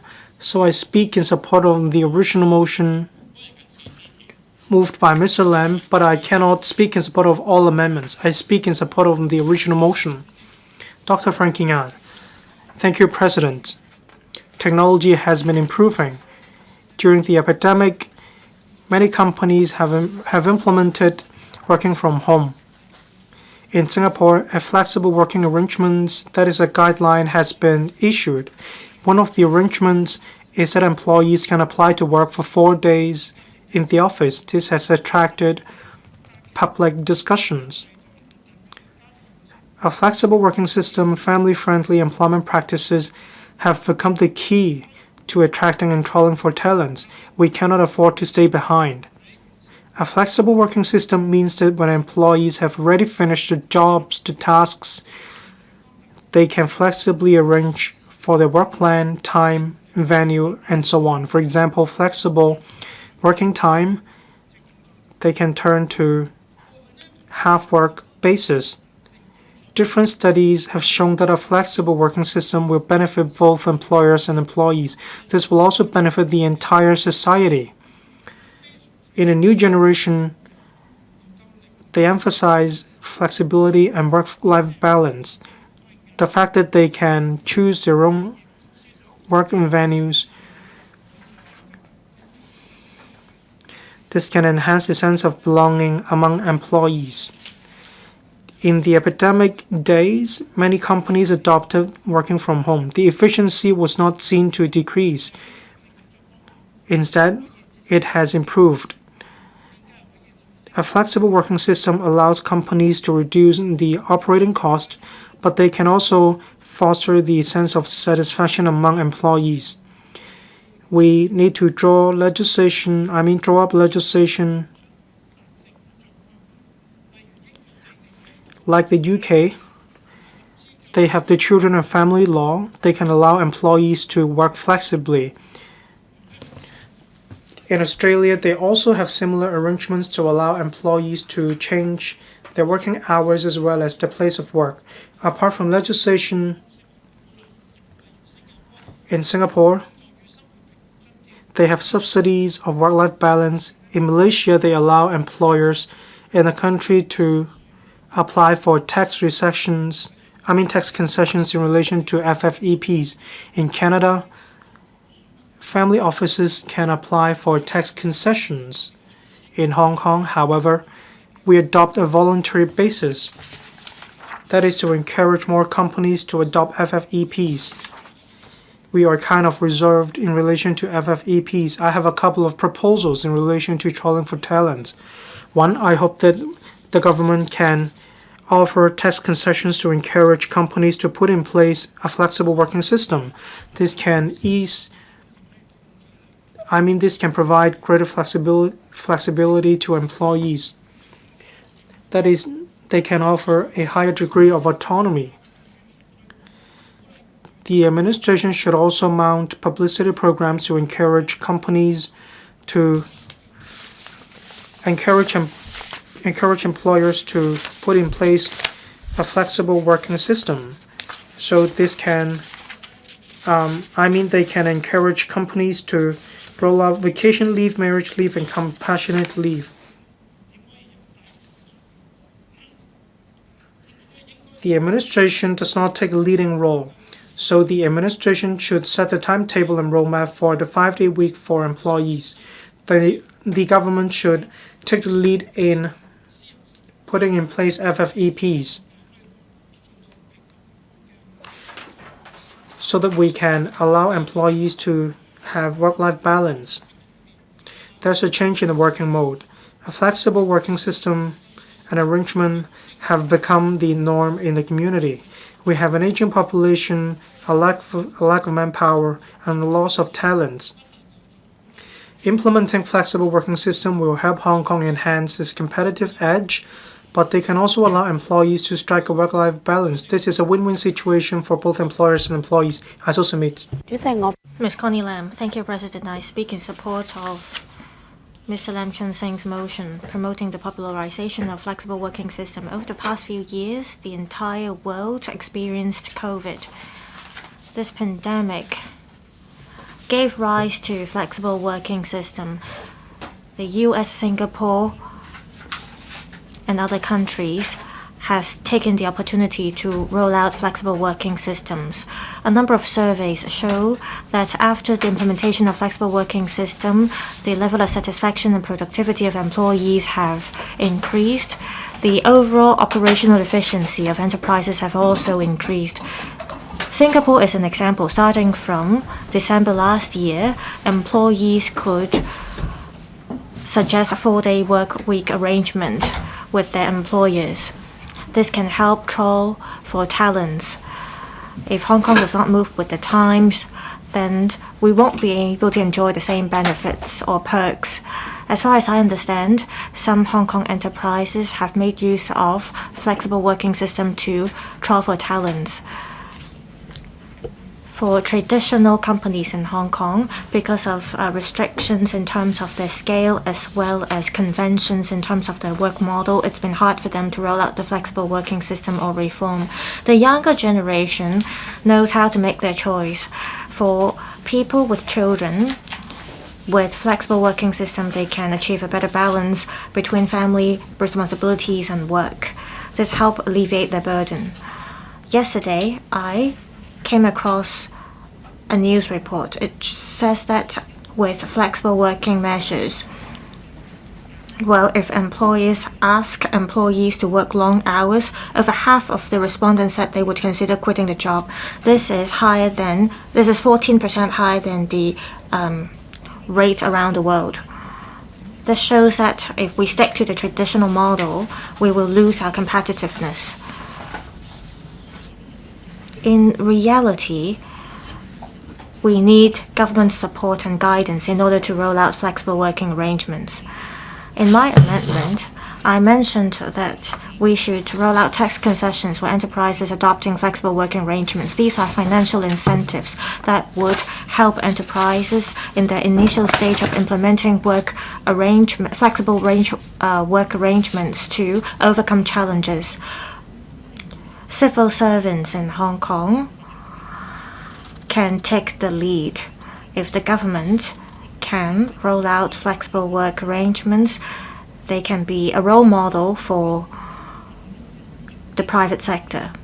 We need legislations, for instance, to ensure that any accidents that occur during flexible working hours can be dealt with.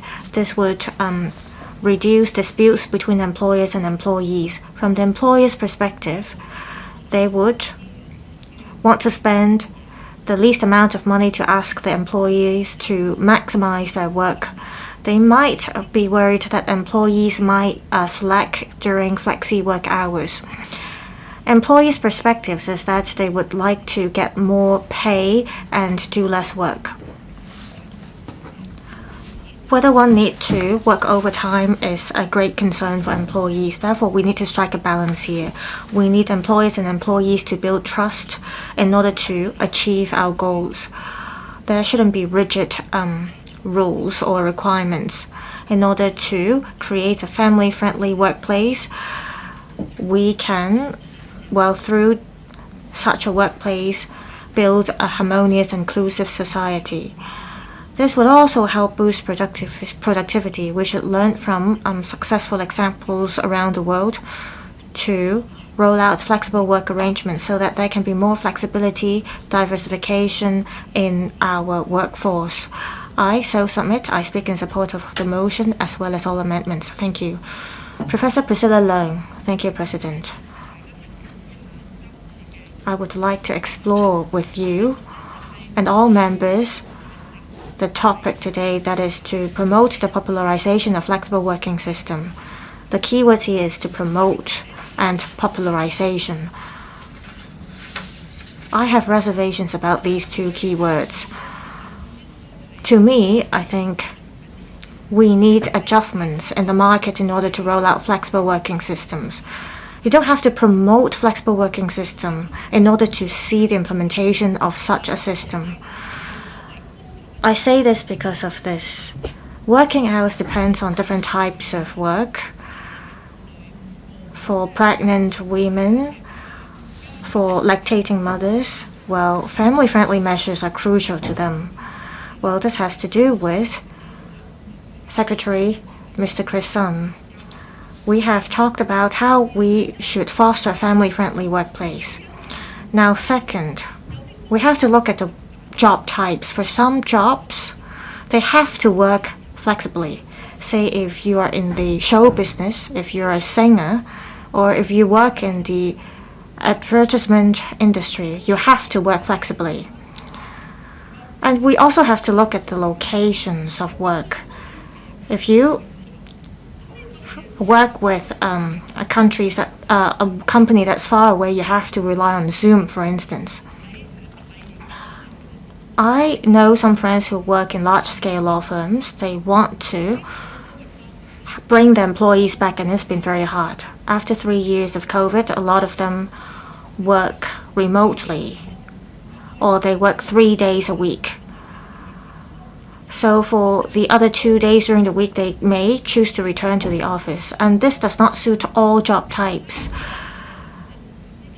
including law firms.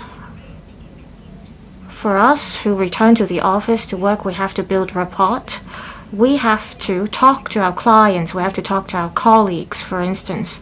We need interactions for these job types.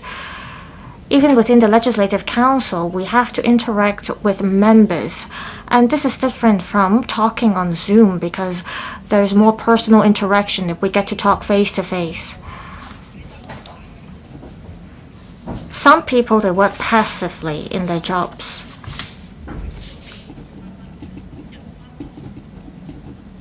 And some people, they're used to working from home or working remotely after COVID. Also, we are seeing a change of times. AI is replacing a lot of manual labor jobs.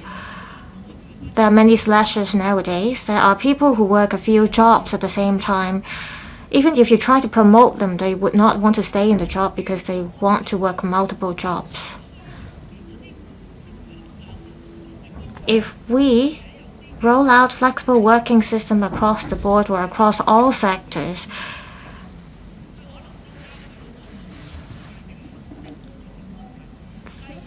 this might add to the administrative procedures for some job types. Also, we might not be able to recruit employees. If you're a barrister, you can control your own work time. However, if you work for a law firm, you have to work in teams. You have to talk to your teammates. For some job types, flexibility is allowed, but for some other job types, you might have to actually talk to your clients face to face. According to my experience, for people who work from home, they might have to shoulder a heavier workload. My view is that I have reservation about promoting the popularization of flexible working system. I think we should let the markets make the decision. For some job types, we have to implement flexible working system. However, we shouldn't make it mandatory.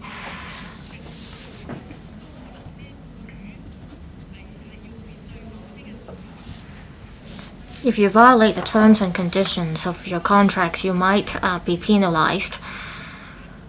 Well, in the social welfare sector, of course, personal interactions are crucial. You have to be able to meet the person face to face in order to address different problems, in order to help people in your cases.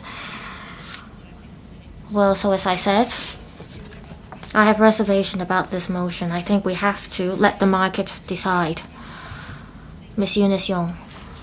Deputy President, I speak in support of Mr. Lam Chun-sing's original motion. I see that in the original motion, there is no mention of legislation. There's just mention about how to achieve a win-win situation for employees and employers and how we can roll out a flexible working system. During COVID, we all could feel the importance of flexible working arrangements. Post-pandemic, we see that a lot of employees in Hong Kong have gotten used to this work model. A lot of large-scale law firms or banking institutions, well, the employees of these institutions would like to retain the flexible work arrangement. Without flexi work hours, they might not want to stay in their positions. They might turn to other jobs or companies. We see that COVID has changed our work model and lifestyle. In fact, we have already adapted to such a new model. How can we, under such a new model, promote the popularization of flexible working system? Ms. Nixie Lam, Professor William Wong, Mr. Michael Luke, and Mr. Michael Lee suggested the advantages of rolling out flexible working systems, and for different groups of people, including women, the elderly aged 50 to 60, even after they have left the workforce, they should be able to enjoy flexible work arrangement in order to rejoin the workforce. I think Mr. Lam Chun-sing's motion can urge the government to carry out studies and collect data, as well as carry out public consultation on this issue.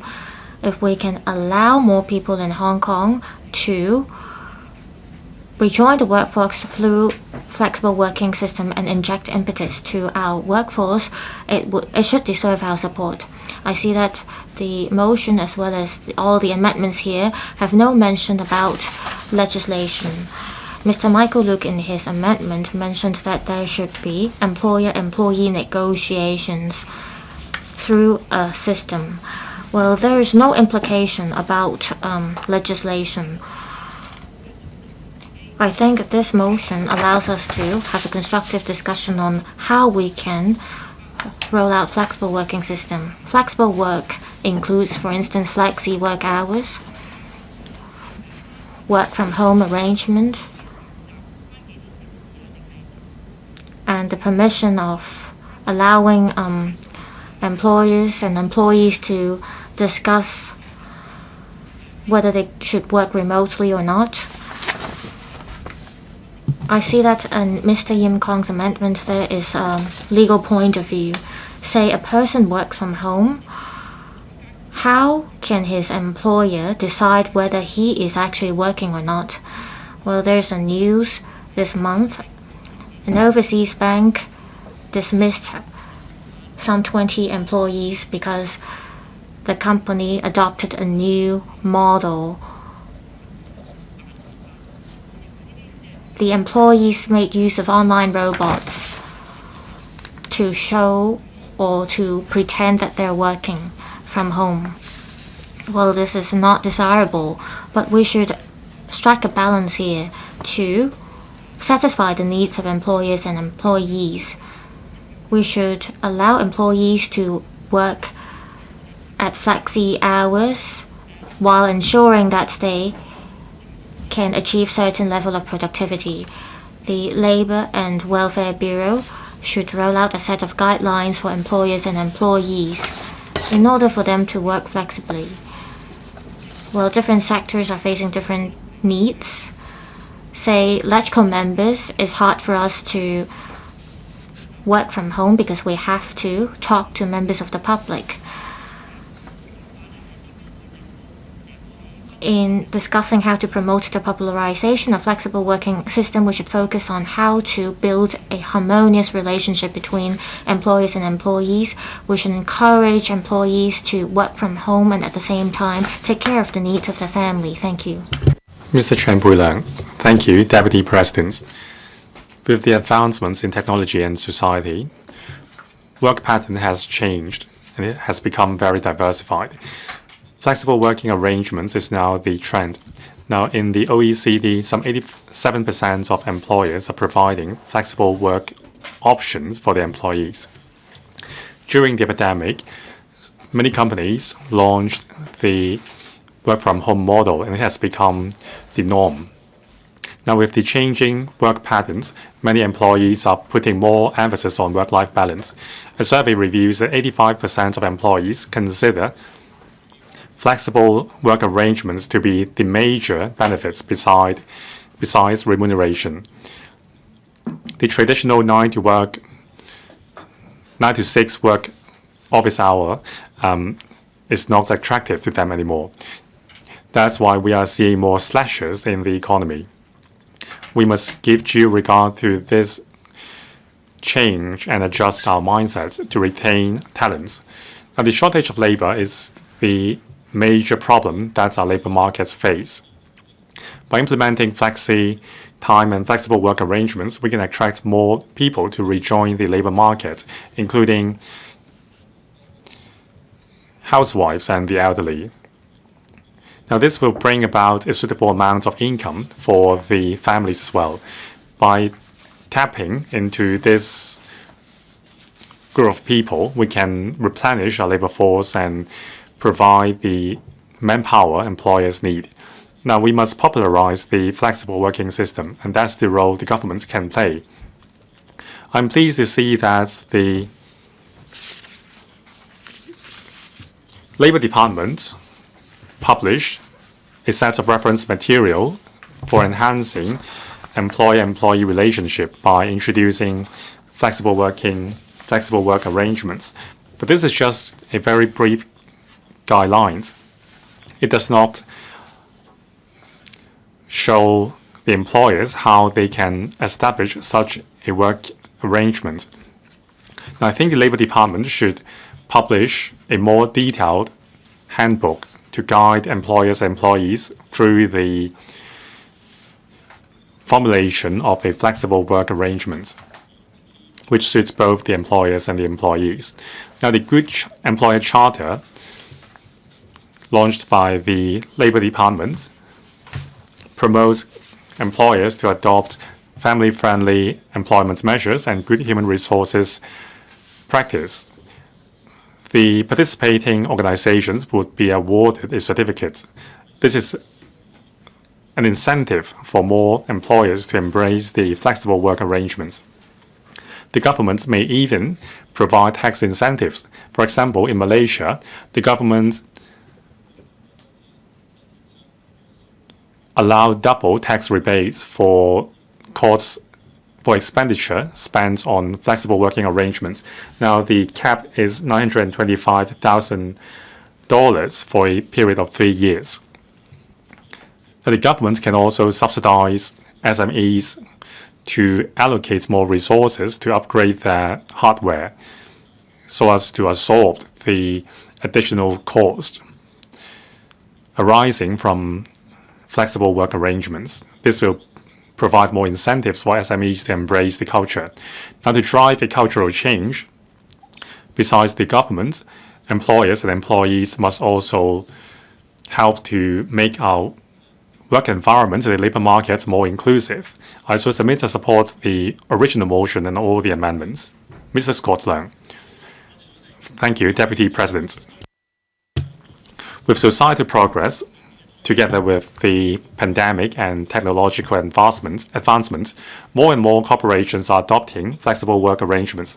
According to information, at least 10 member states in the OECD have established law concerning flexible working hours. Now, the UK has legislated to offer protection for employees asking for flexible work arrangements in April. Now, flexible work arrangements means flexible time for starting work, working from home, and also hybrid work model, or even position sharing. The idea is to allow employees to choose working hours and workplace which suits them. Now, it is beneficial to both employers and employees. For the employees, they have more autonomy and more flexibility. They can arrange their work according to the rhythm of their life, and they can balance life and work. This will enhance their enjoyment and satisfaction. It would also help improve the health. Now, for employers, they can enjoy stronger loyalty from the employees. They can also reduce unnecessary costs. They can retain talents and reduce costs on training and recruiting new staff. Now, when employees can balance work and life, they can work with ease and less stress, and it would reduce the occurrence of industrial accidents and sickness. Our labor market has been tense recently. Flexible work arrangements can encourage housewives and the retirees to rejoin the labor market, thus alleviating the manpower shortage. Compared with other places where there is legislation as well as financial incentives for implementing flexible working system, the HKSAR government is more passive. The government is doing this through commendation, award scheme, and so on. The government must be more proactive, otherwise we will lose out in our competition for talent. I have several suggestions on implementing flexible working system. Now, some corporations reflect that flexible work arrangements would incur more cost, so the government should provide tax incentives as well as subsidies for corporations to adopt the system. The government may also adjust the guidelines on the outsourcing system and provide more and give additional points to employers or contractors which adopt flexible work arrangements. Now, we must ensure that employees are not working so hard that they are neglecting their family duties. So we must encourage employers to implement measures like position sharing and flexi time to ensure that women can take care of their family duties while working. Now, this will be a win-win situation for both the employers and the employees. Finally, the government must lead by example as a good employer. It should proactively implement the flexible work arrangements in the civil service, for example, 5-day work week, position sharing, and also flexi time, so as to show how beneficial the arrangement is.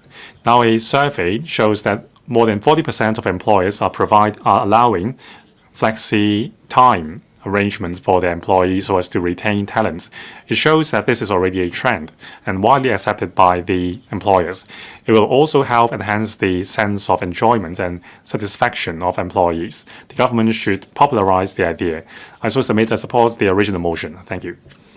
Mr. Chow Siu-chung. Thank you, Deputy President.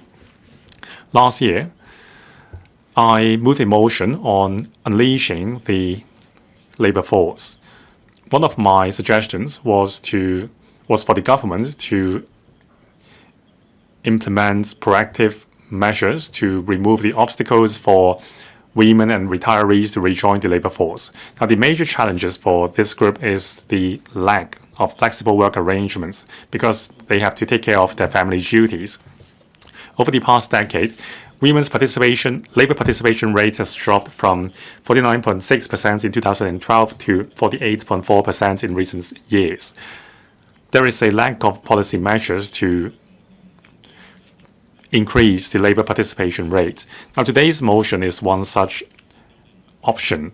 I'm pleased to see that the motion and the amendments agree that flexible working system will help unleash the labor force. The government must be more proactive in popularizing the work system. Many countries have legislated for the implementation of flexible work arrangements. The UK is one of the countries which was more advanced in the efforts.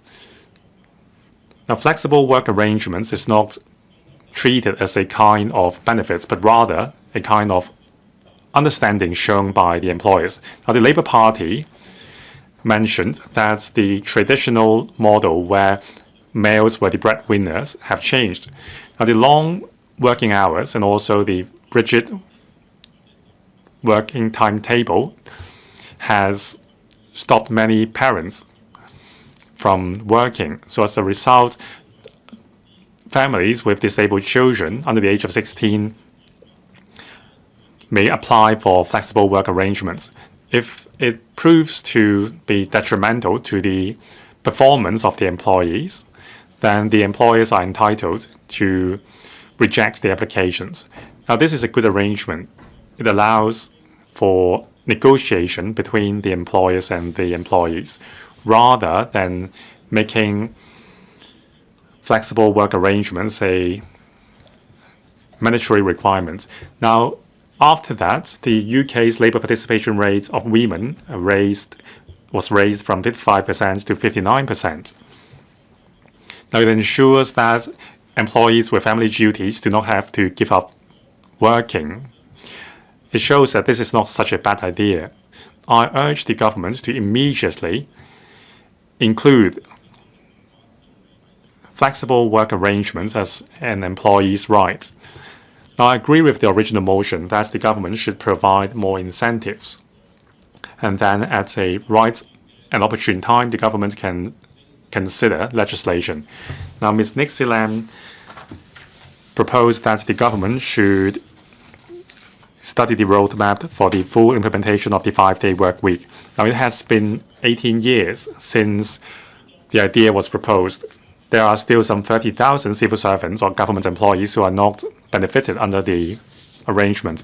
Now, when we raise inquiries, the government would give us the 4 reasons and refuse to set a roadmap for the remaining departments to implement 5-day week. Now, if there are any difficulties, the Civil Service Bureau should take the major responsibility to study on options to enhance the workflow and other alternatives rather than sitting on their hands. Now, the Singaporean government, after the epidemic, still allows civil servants in certain positions to work remotely or work flexibly to discharge their duties. Now, in Hong Kong, however, the government is asking government employees to use their own leave to take care of family businesses. We have to be more flexible. I so submit. Mr. Dennis Leung. Thank you, Deputy President. I thank Mr. Lam Chun-sing for moving the motion so we can discuss this issue today. Whether employers or the commercial sector have reservations about this idea, I understand that. I hope we can continue to compare notes in a reasonable and rational manner in order to foster a harmonious society. Mr. Look proposed an amendment. We shouldn't be overly worried about the amendment. We will continue to fight for the attention from the administration. It is indeed important and necessary in this regard. Otherwise, it will affect the building of a harmonious society. The FTU wants to reward employees who work overtime. We also need to attach importance to the occupational and mental health of employees. They are not machines. They are humans. Even for machines, there will be time periods for rest.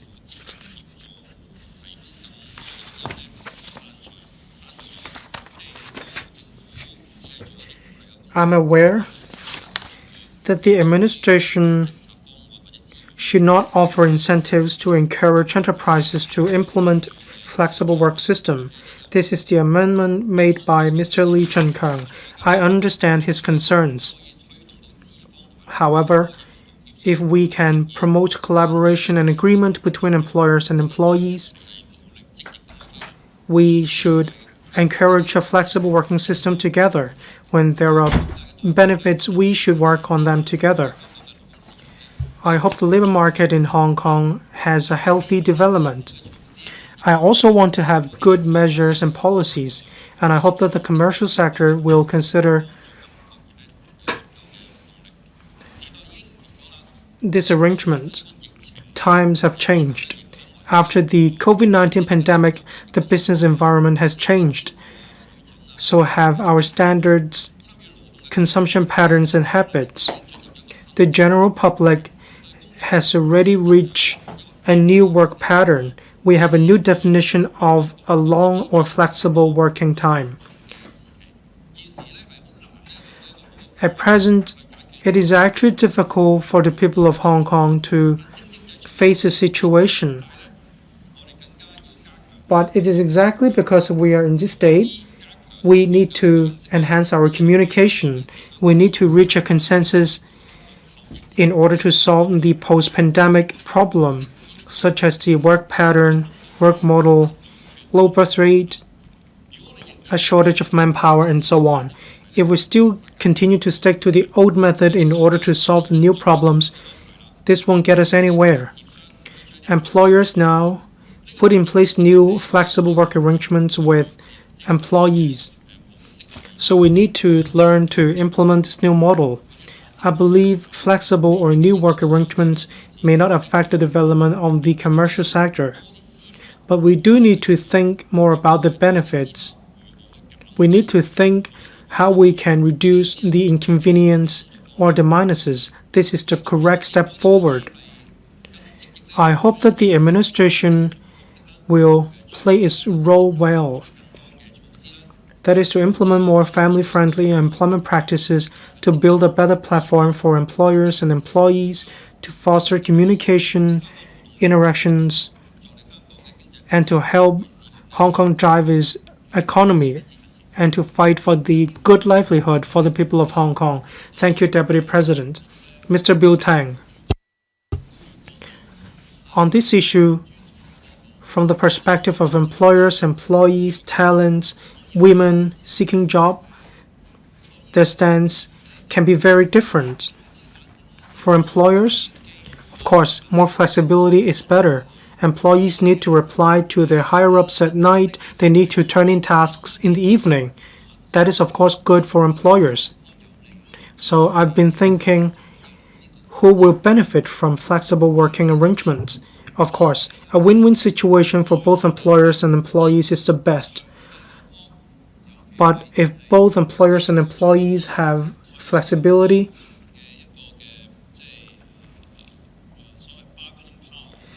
the side with stronger bargaining power will win. In this context, this kind of flexibility is a kind of exploitation that is not kept in check. So, flexibility needs standards. We may not have standard working hours, 8 hours per day, working overtime. That is not the way forward. We mean regulation. The regulation can be about the physical health of employees. If you think working from 9 to 6 is the norm, then, well, I have nothing further to add. I'm at a loss for words. In the post-epidemic era, we focus on self-realization. We need to strive a balance between work and family and interests. A job may not be our lifelong career, actually. To employees, as Mr. Dennis Leung mentioned, probably there are new thoughts for employees, but there is a common ground. When we talk about new quality productive force, we still need to keep working. Is that the way? It does not mean having longer working hours. So I don't think this is the consensus of the FTU. In the post-epidemic era, we focus on the overall mental health for employees. So we need to discuss the limit or the cap for working hours. Without a cap, flexibility is a chance for employers to exploit employees. So the cap of working hours is indeed based on the limit of an employee. That is for how long an employee can work. If we are willing to put our heads together, the cap of working hours not only regulates employers, but it also regulates employees.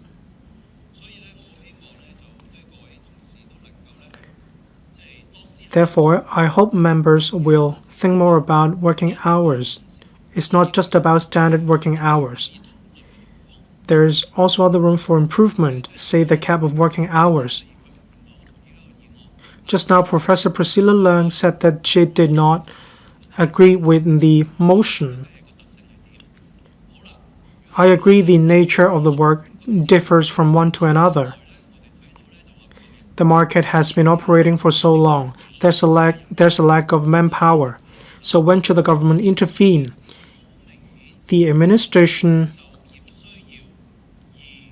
in my opinion, should encourage employers who proclaim that they could not engage employees. 1. Residential care homes. 2. Hotels. Employers in these two sectors said that they need manpower from 9 o'clock to 3 o'clock. This is exactly the time when women are free. They can join the workforce to help their families earn more. We just now talked about unleashing the potential of manpower. The employers of these two sectors oftentimes say that they have to import laborers. So we need to think, how can we provide matching services for these two sectors and women from 9 a.m. to 3 p.m. In this 6-hour window, we can provide a matching service. So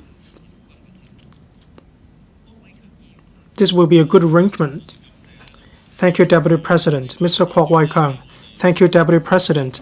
I thank Mr. Lam for moving this motion. Do people in Hong Kong like working? Do we like going to work? Our answers differ, I believe. But for those who answered yes, the reason behind it is that they are doing so for their beloved family members.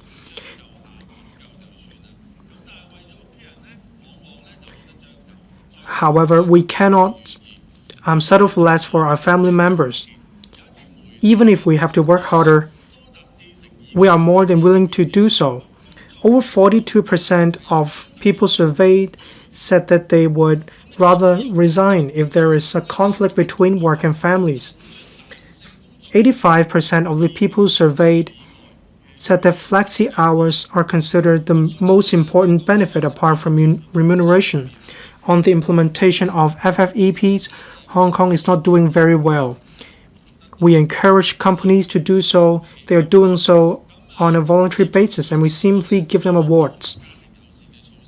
Flexi hours are actually an FFEP as well.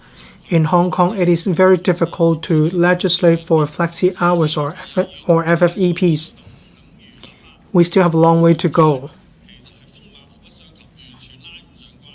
Is legislation necessary? It's off the topic, it's not that related.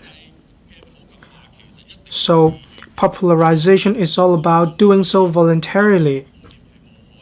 So the service industry, for example, cannot ask their employees to work in a remote setting. They only have household chores, but they cannot provide services to clients in a remote setting.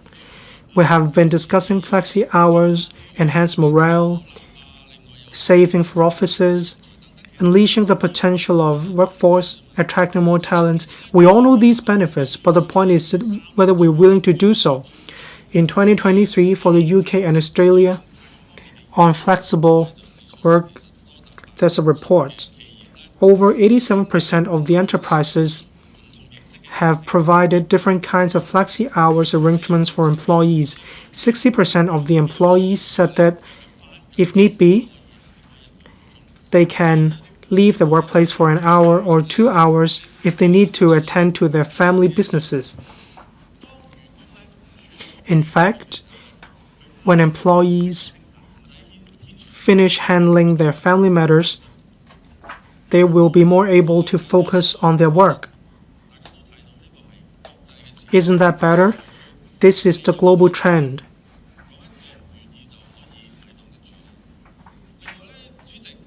Can someone say that they are not happy with that? Then we cannot put in place this arrangement. Every policy must have both pros and cons. Last year, there was a study. They said there are 3 factors affecting the birth rate. 1, economy. 2, too long working hours. 3, difficult to buy a home. If we don't resolve these 3 problems, how can we boost the birth rate? The 20,000 newborn baby bonus are not sufficient. The subsidies are not sufficient. We need to redouble our efforts. Deputy President, early this year, in mainland China, there was a lawsuit. After a judgment, there were many reports. It's about the right to take a rest offline. A principal official in the mainland China proposed this idea in order to combat invisible working overtime, which was described as illegal.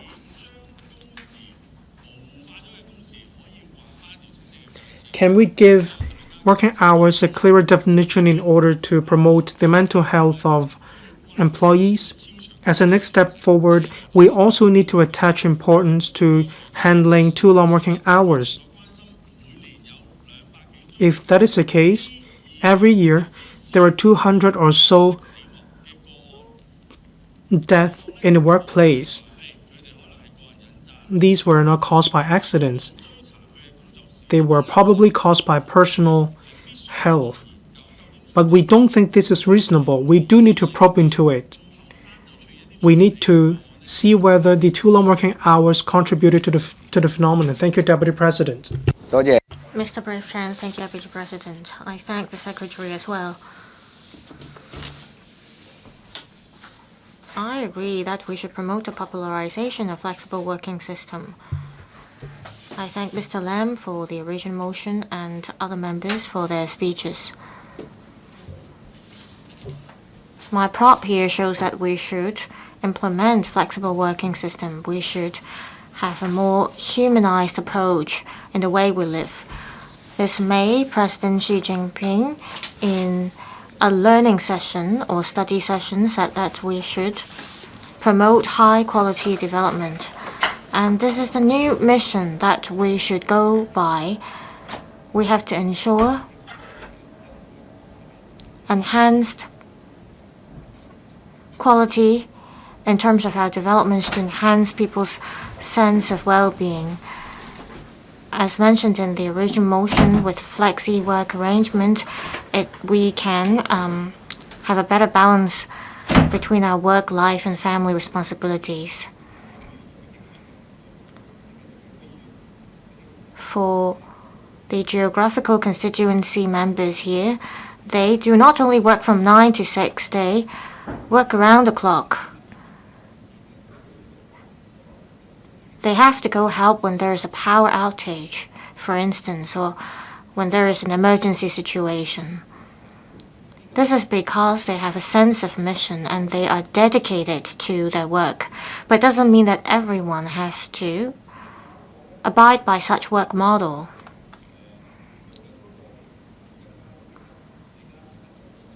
The chief executive mentions that we have to be result-oriented. We have to ensure that employees under their contracts can juggle work and life. For instance, some members, they gave birth to children, but at the same time they can handle their work. This is the message that we want to bring out. I've talked to many female employees with children.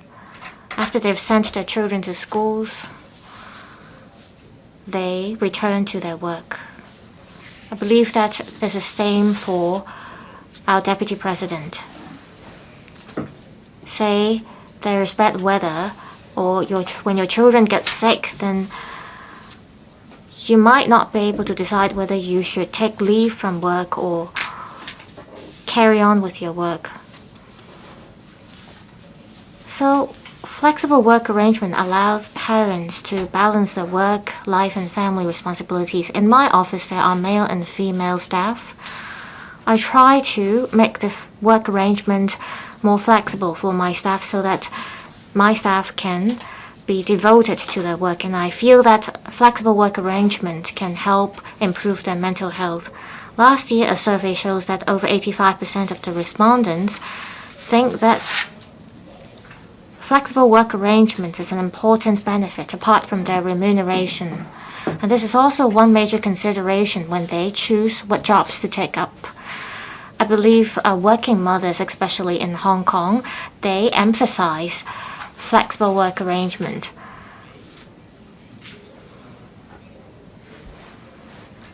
Some employers value working mothers because they're more productive than those without children.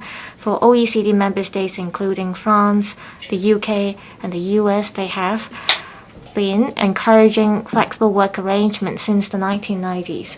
Over 87% of the employers in these member states roll out flexible work arrangement, and there are more advantages or more pros than cons in implementing flexible work arrangement.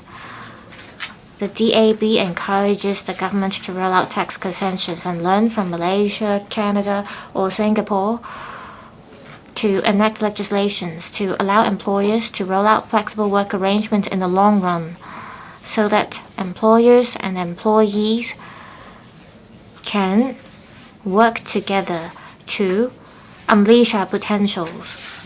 And this would also allow for more options for working mothers. Like our Deputy President, apart from taking care of her family, she could handle her work well. Thank you. Ms. Maggie Chen. Thank you, Deputy President. I thank Mr. Lam Chun-sing for raising this motion. I also thank the other 5 members for their amendments. Women is an important force for our market. In Q4 last year, the work population compared to 2022 saw a drop. If you look at Q4 2023, the male work population was about 63.2 in terms of their participation rate, and the rate is 47.8% for female workers. But we have more women than men in Hong Kong. Women account for 54.5% of our total population. This shows that we need to unleash our female workforce. We should attract women to rejoin the workforce. This is crucial, and this is going to bring benefits to Hong Kong. So I have a few suggestions here. First, we have to have more child-minding services for our parents. Currently, there are about 82,000 children aged 0 to 2. However, the places for childcare centers reach about only 2,000. And these places are unevenly distributed across different districts in Hong Kong.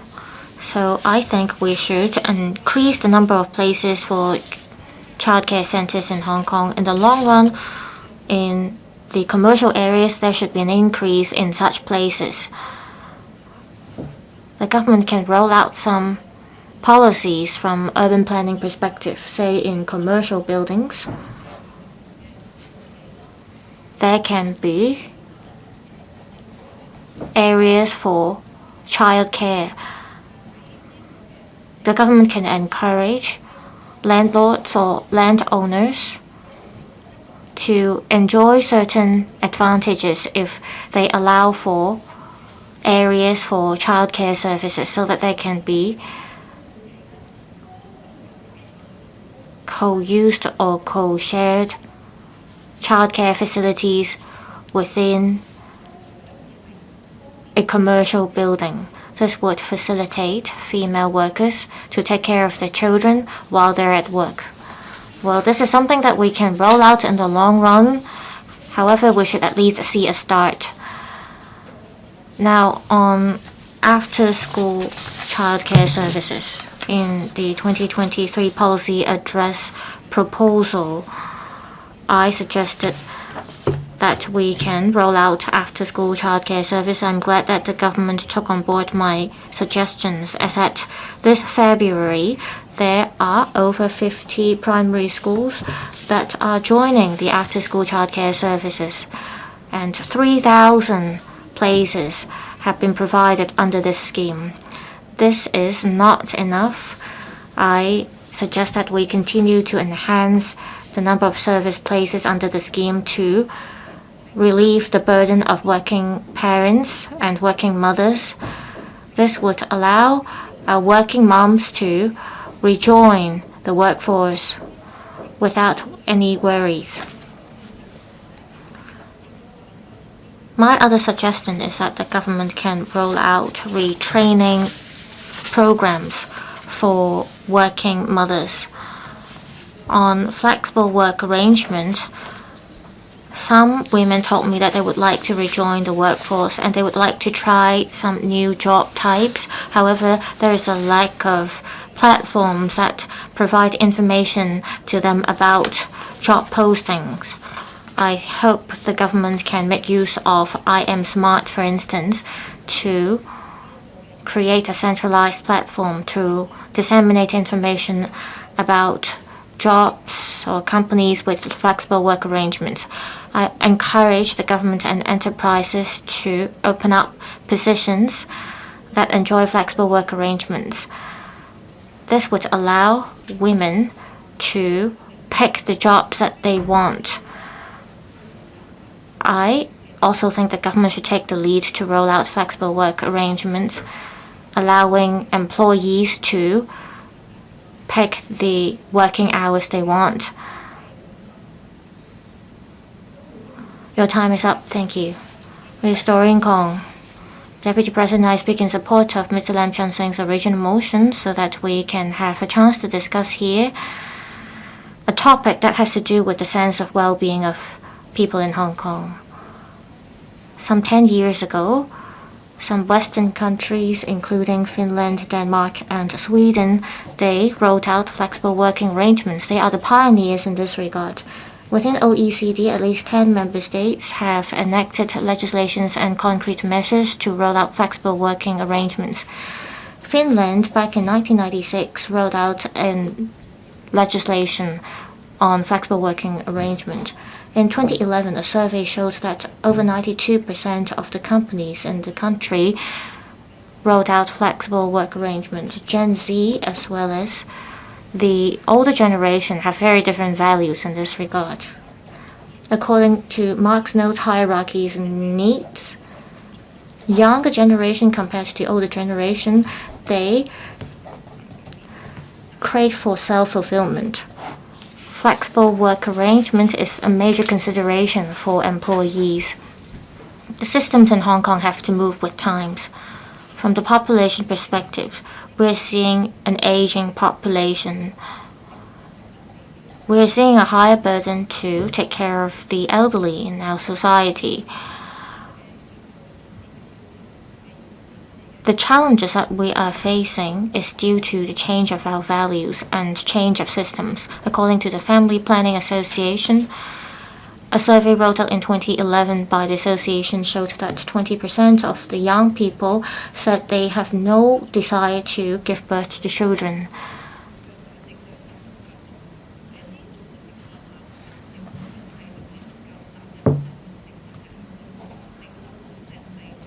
Gen Z should be able to enjoy flexible work arrangements so that they can achieve a balance between self-fulfillment as well as work.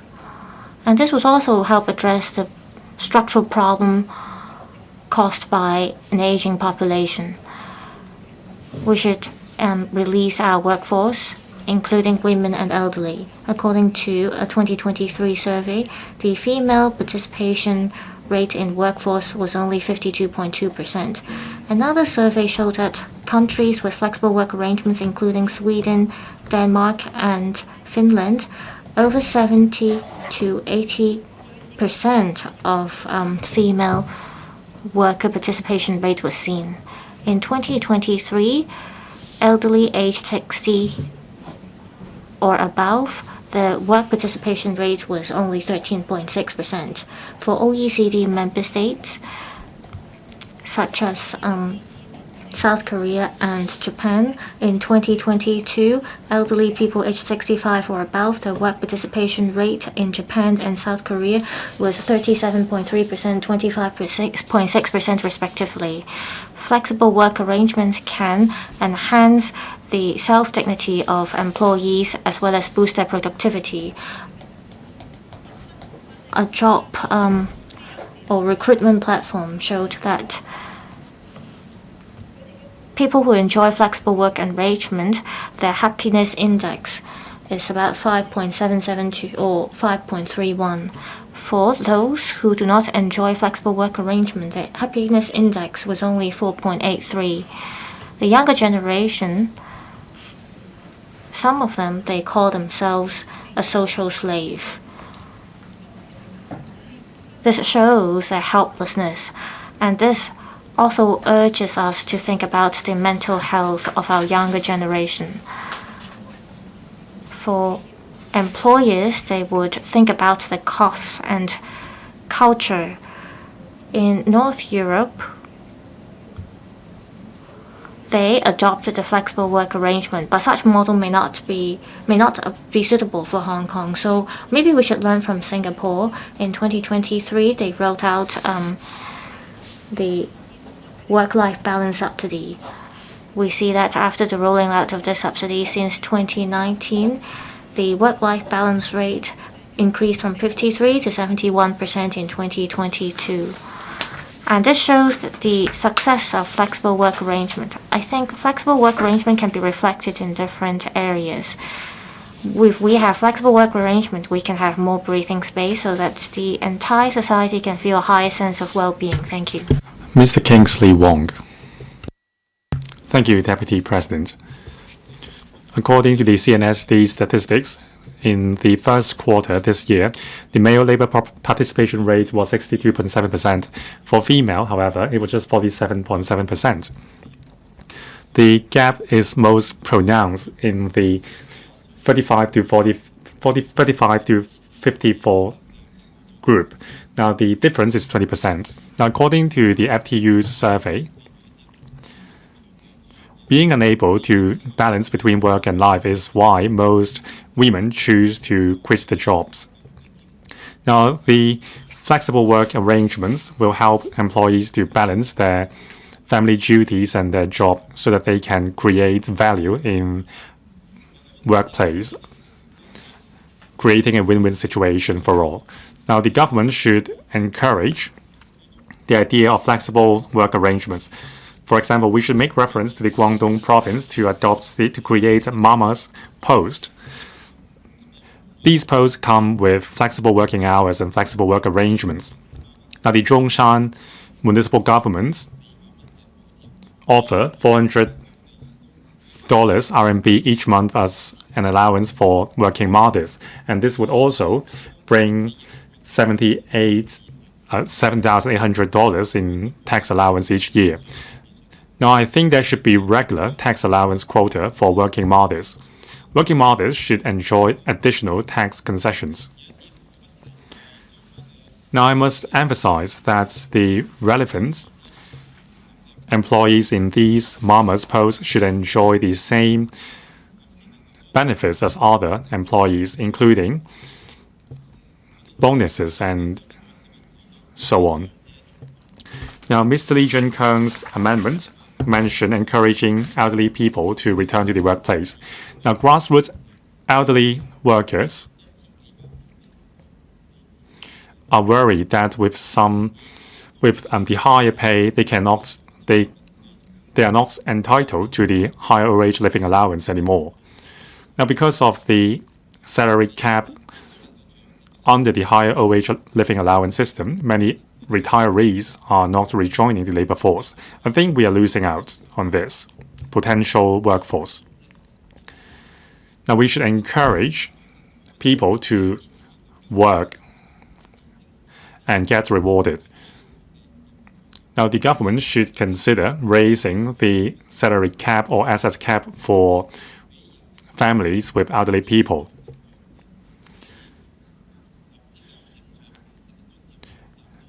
Working elderly people should be entitled to 50% of the allowance, subject to a cap.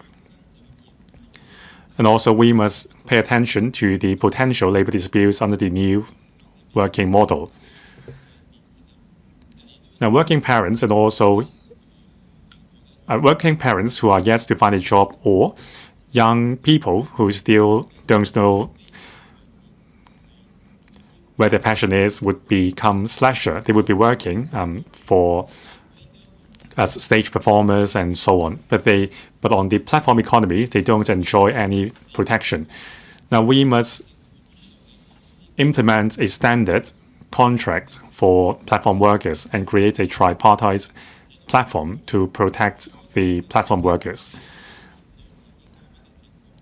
Now, many employees are complaining about the situation of invisible overtime with the prevalence of online work, and the additional work hours are not entitled to compensation. Now, I think we should legislate to regulate invisible overtime work online. Compensation should be given to the workers who work at home. We must establish a clear boundary between work and life. Thank you. Mr. Peter Chiu. Thank you, Deputy President. The motion is promoting the popularization of flexible working system. Now, according to the research section of the Secretariat of LegCo, there are lots of models under the flexible working system. Now, this includes shortening the work day or work hours. Second, flexible starting times and ending times for work. 3, part-time work. 4, flexible workplace. 5, position sharing. 6, hybrid work model at home and at office. Deputy President, after the 3 years epidemic, many employees in Hong Kong found that they can actually work at home. During the epidemic, we are homebound. So if workers couldn't work at home, the economy would grind to a halt. Actually, I think many jobs are suitable for the work from home arrangements. We can still keep the same level of productivity. So I think flexible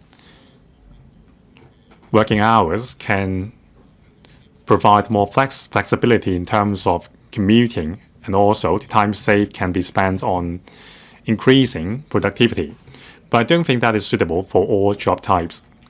For my industry, the retailing industry, and also Mr. Tommy Zhang's catering industry and Mr. Frankie Yick's taxi industry, you can't work from home for these industries. You need to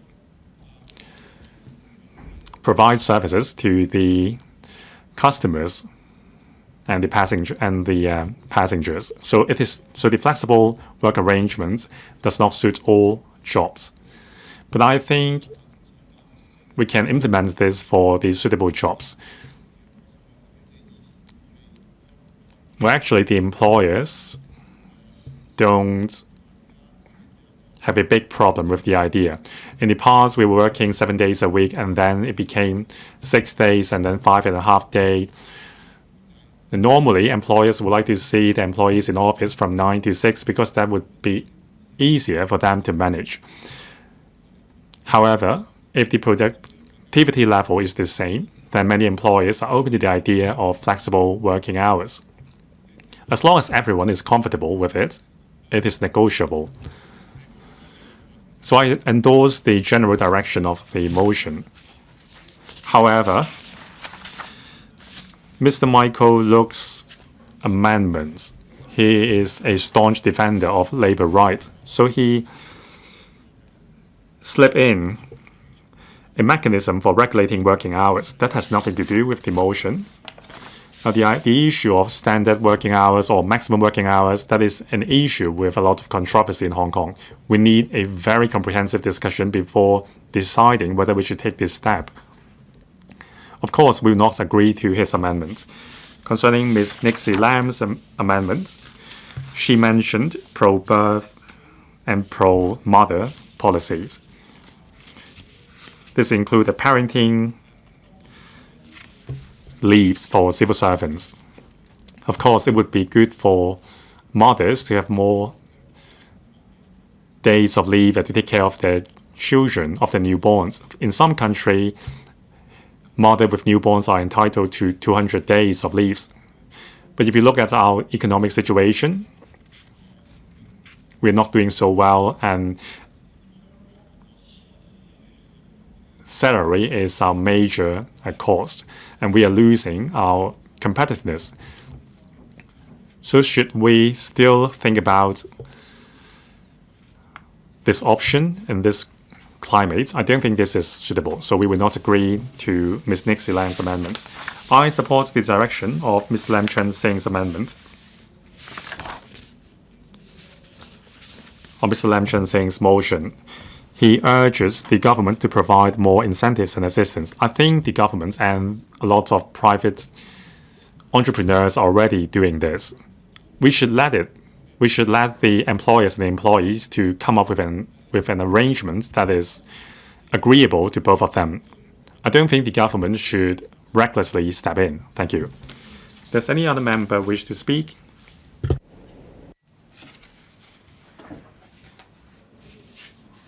If not, Mr. Lam Chun-sing, you may now speak on the amendments.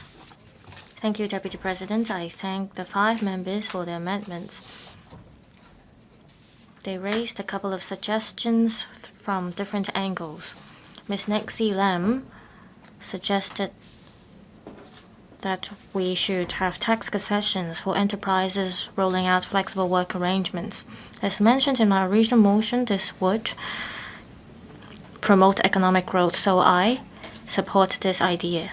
The government should take the lead. Since 2006, the government has rolled out 5-day week. It's been 18 years now, but so far over 10% of the civil servants are still not working under the 5-day week model. This is disappointing. The government itself cannot even comprehensively roll out the 5-day work pattern. It even said that it has no plans to roll out maternity leave or parental leave. Well, this does not give incentive to the private sector to roll out flexible work arrangement. I hope we can have a more in-depth analysis on the feasibility for the government to roll out flexible work arrangement within the civil service. Professor William Wong suggested enterprises to make use of technologies to promote the implementation of a hybrid work model. I agree that we should make use of technologies to roll out flexible work arrangement. I also agree with what Mr. Michael Lee said, that we should attract non-working persons to rejoin the job market. However, Mr. Lee does not agree that the government should roll out financial incentives. I guess it is because he is aware that some employers are already rolling out flexible work arrangements. However, for some SMEs, because of limited resources, they have no room to think about how to roll out flexible work arrangements. The government should support SMEs to do so. Mr. Michael Luke, in his amendment, suggested that there should be a system to encourage employer-employee negotiations and a system for regulating working hours.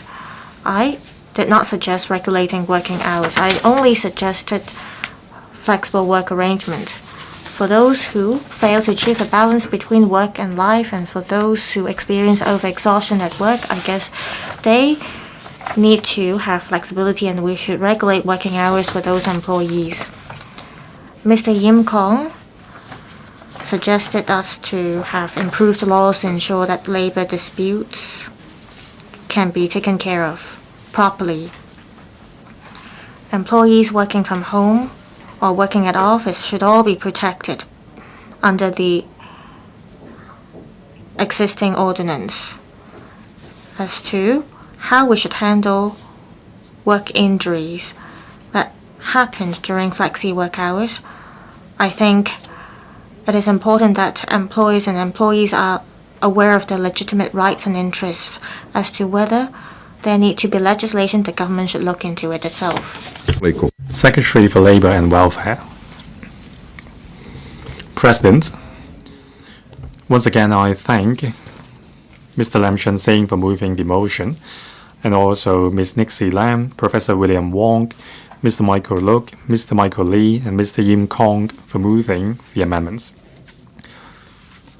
A total of 36 members have spoken on today's motion.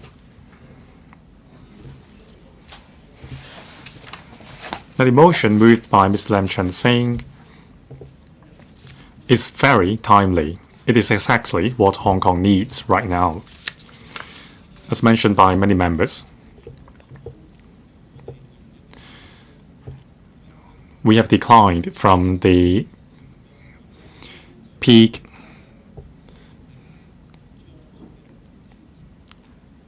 of workforce in 2018, and then we are facing manpower shortage in many industries, and we are facing a structural change in our labor structure. There are several characteristics. Besides a declining workforce, we are also facing the problem of aging workforce. Many workers are now in advanced age. That's the first challenge. In terms of education attainment, now with our massive investments in improving our education system, most of our workers have become knowledge workers. The labor force with a university degree above accounts for 30% or 40% of our labor force. There are fewer and fewer employees with education attainments below post-secondary level. That translates into a huge change in our labor structure. And of course, the 3-year epidemic have driven a change in the behavior and the values held by members of the public. More and more people are beginning to accept and embrace flexible work arrangements. And with technology, we are making possible flexible work arrangements in many fields. Now, the new generation has very different values in terms of work-life balance. So the keyword of today's motion is flexible. I think all members who have spoken were very flexible. So I hope that with the debate we can reach a major consensus. I think the consensus today is flexible work arrangement is beneficial and we should promote it. The controversies lie in whether we should implement it on a fully voluntary basis, or should we legislate and mandate the adoption of a flexible work arrangement. I think there are different views among members, but that is a good thing. It is an opportune time for society to consider whether we should adopt this arrangement. It is a pragmatic discussion. The objective is to unleash the female and elderly workforce and encourage them to stay in rather than leave the job market. I think that's the major concern we share. Now, many members have mentioned the word sense of achievement or satisfaction. People don't just come to work for remuneration. We want to work happily.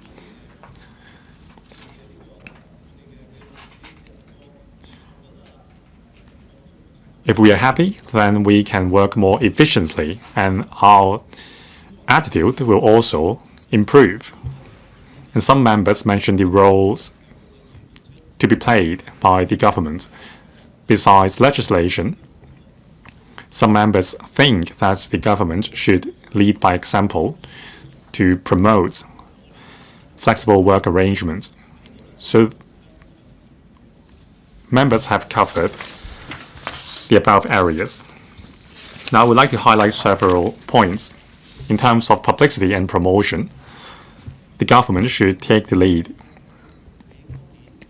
This includes the 2024 Good Employer Charter organized by the Labor Department.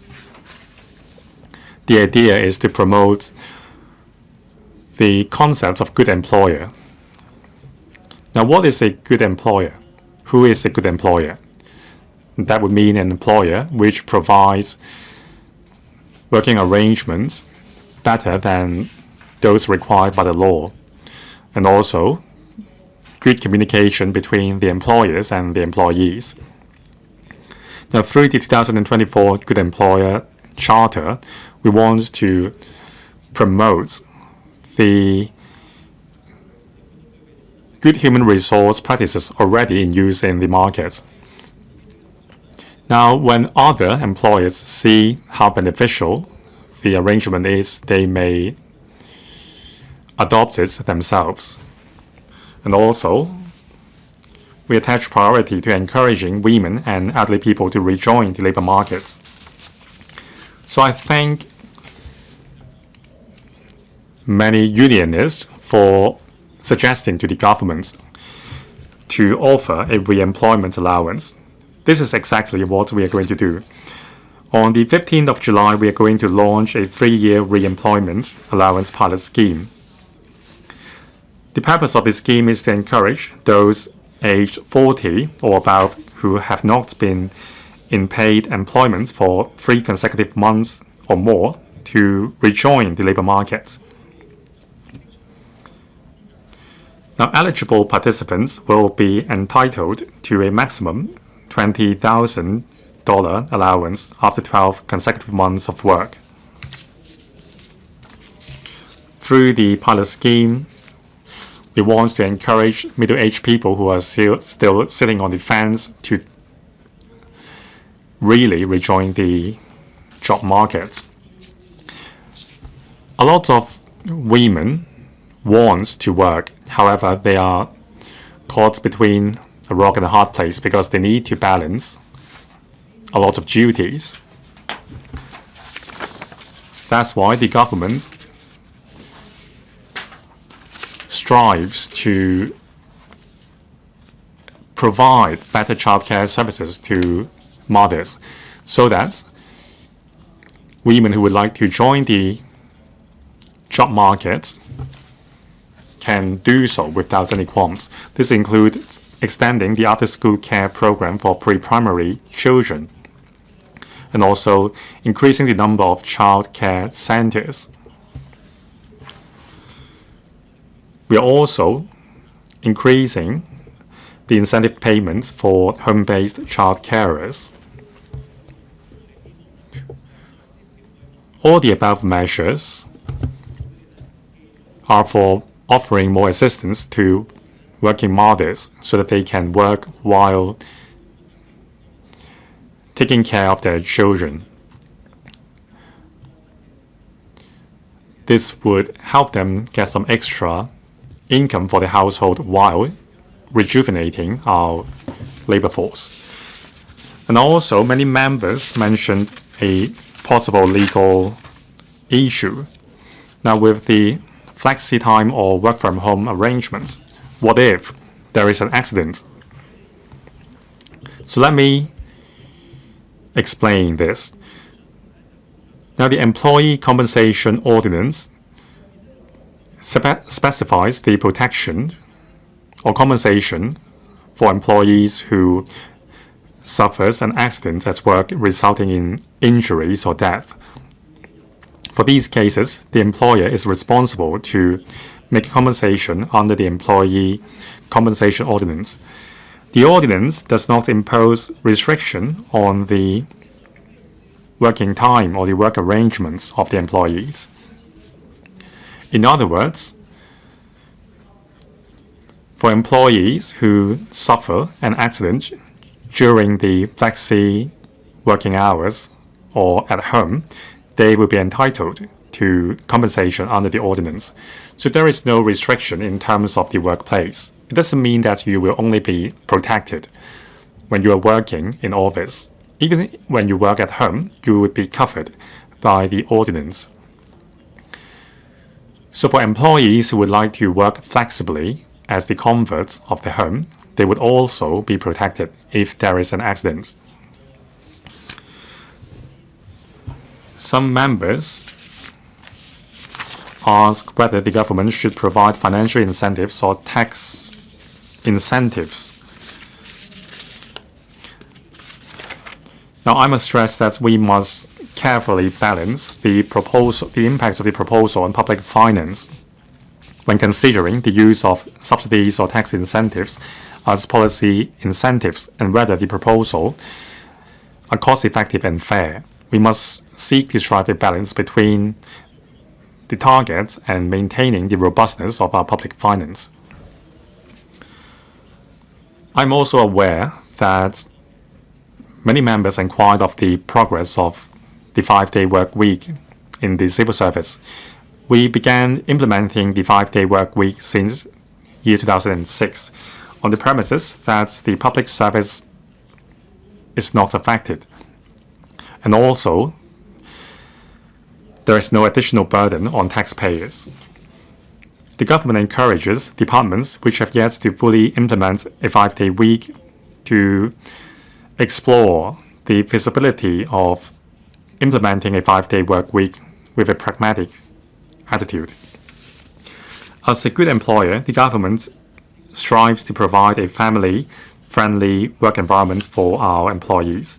Now, starting from April this year, we offer marriage leave and compassionate leave for our employees. Employees may take up to 3 days of marriage or compassionate leave on reasons of marriage or bereavement. Now, we also encourage heads of departments to consider approving leave application based on family needs without affecting the operation of the department. Now, we will carefully consider the operational needs and the impact on public service, as well as the additional resources incurred and the government's affordability in considering how we can strive for a balance between implementing family-friendly measures and prudent use of public money. If necessary, we will conduct a review. Now, there are views that the government should take the lead in implementing flexible working arrangements. On this, various government departments have different functions and duties, and the working hours for different departments are different. For example, some frontline departments need to provide counter service for the public, and the disciplinary services need to work in shifts. Now, an across-the-board arrangement is not practicable. If necessary, heads of departments may make individual arrangements based on the functions and the manpower situation of the departments. Once again, I thank Mr. Lam Chun-sing for moving today's motion, as well as the amendments moved by the 5 members. The relevant policy bureaus will consider all members' views. The Labour and Welfare Bureau and Labour Departments will continue to strive to promote the implementation of flexible working hours and promote social harmony. Thank you. 主席，我動議 I now call upon Ms. Nixie Lam to move an amendment. President, I move my amendment. I propose the question to you that Ms. Nixie Lam's amendment be passed. Mr. Peter Xu has claimed the division. The division bell will ring for 5 minutes.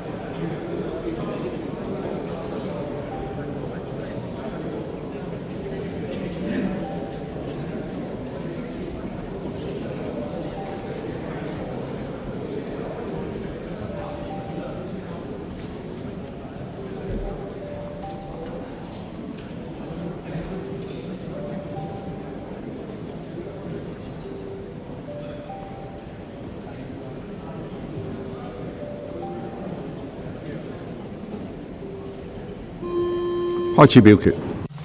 Will members please proceed to vote?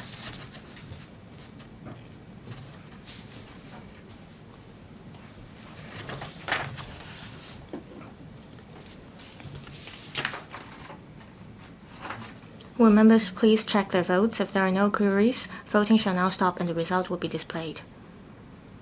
Members returned by the Election Committee. 36 present, 14 in favor, 1 against, 21 abstentions. Members returned by functional constituencies and geographical constituencies. 49 present, 26 in favor, 3 against, 19 abstentions. The question is not agreed by a majority of each of the 2 groups of members present. I declare the motion negatived. Ms. Dari Lee, President, I move that in the event of further divisions being claimed in respect of the motion on promoting the popularization of flexible working system or any amendments thereto, this Council do proceed to each of subdivisions immediately after the division bell has been rung for 1 minute. I now propose the question to you that the motion moved by Ms. Dari Lee be passed. I think the question is agreed by a majority of each of the 2 groups of members present. I declare the motion passed. I order that in the event of further divisions being claimed in respect of the motion concerned, this Council do proceed to each of such divisions immediately after the division bell has been rung for 1 minute. I now call upon Professor William Wong. You may move your amendment. President, I move my amendment. I propose the question to you that Professor William Wong's amendment be passed.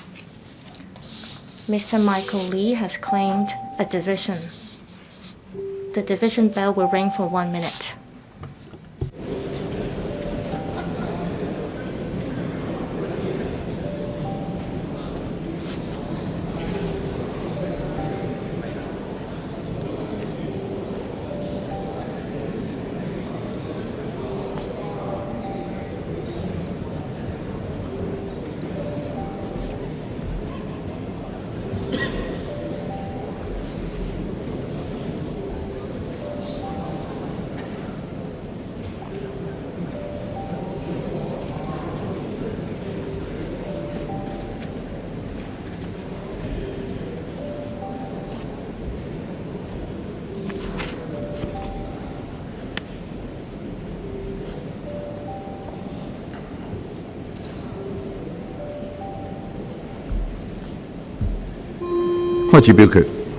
Members, please proceed to vote.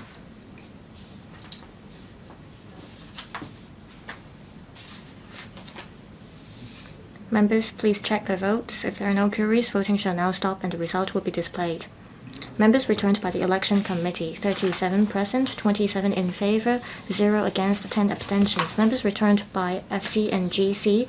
48 present, 35 in favor, 0 against, 12 abstentions. The question is agreed by a majority of each of the 2 groups of members present. I declare the motion passed.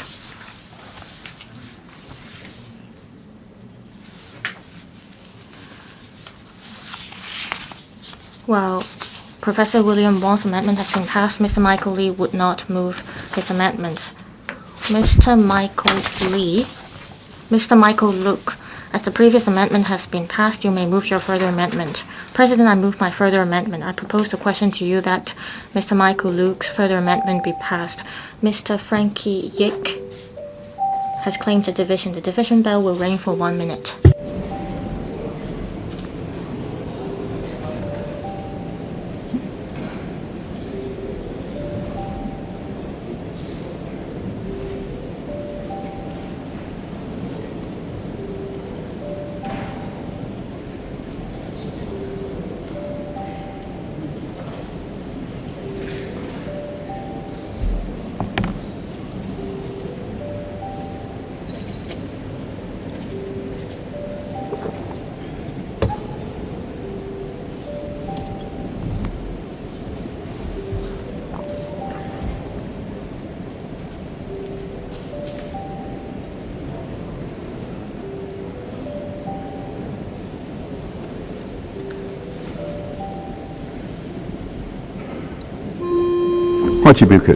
Members, please proceed to vote.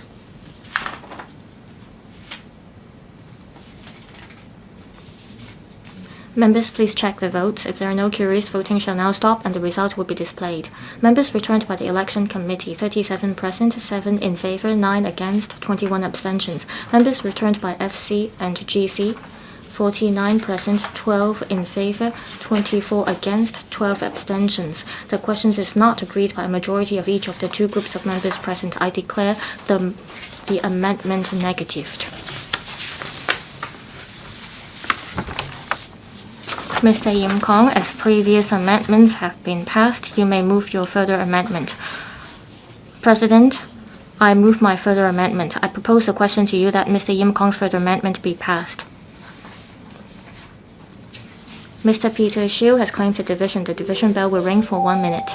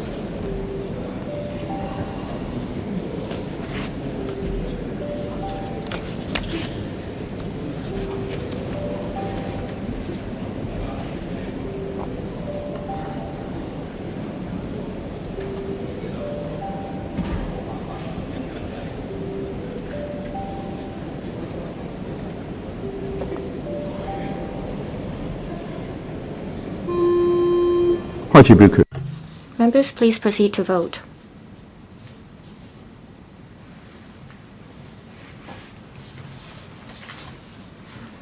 Will member please check their votes? If there are no queries, voting shall now stop and the result will be displayed. Members returned by the Election Committee, 37 present, 27 in favor, 0 against, 10 abstentions. Members returned by FC and GC, 49 present, 36 in favor, 0 against, 12 abstentions. The question is agreed by a majority of each of the two groups of members present. I declare the amendment passed.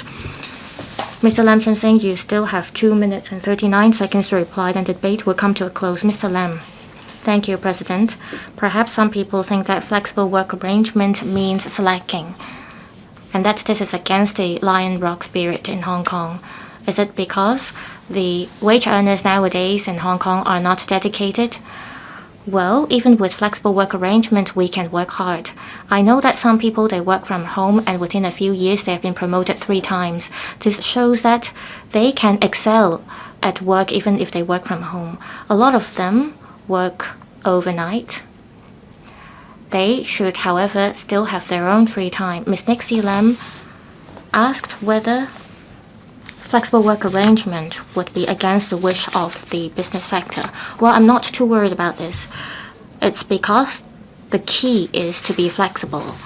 The original motion is not supporting legislation.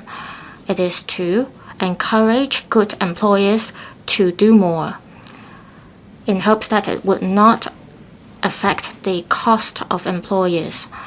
This is also to encourage employees to work flexibly. This will allow employees in need to strike a balance between work and life.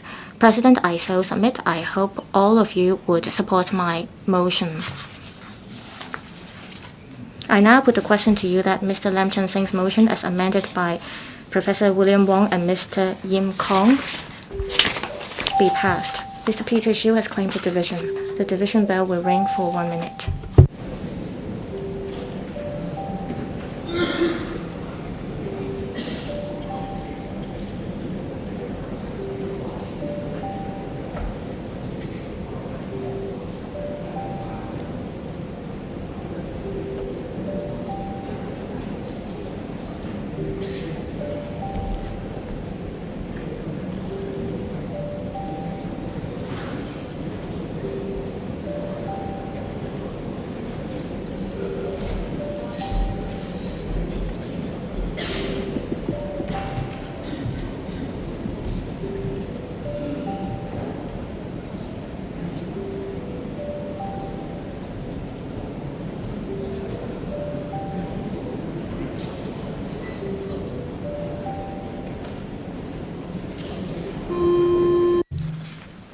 Members, please proceed to vote.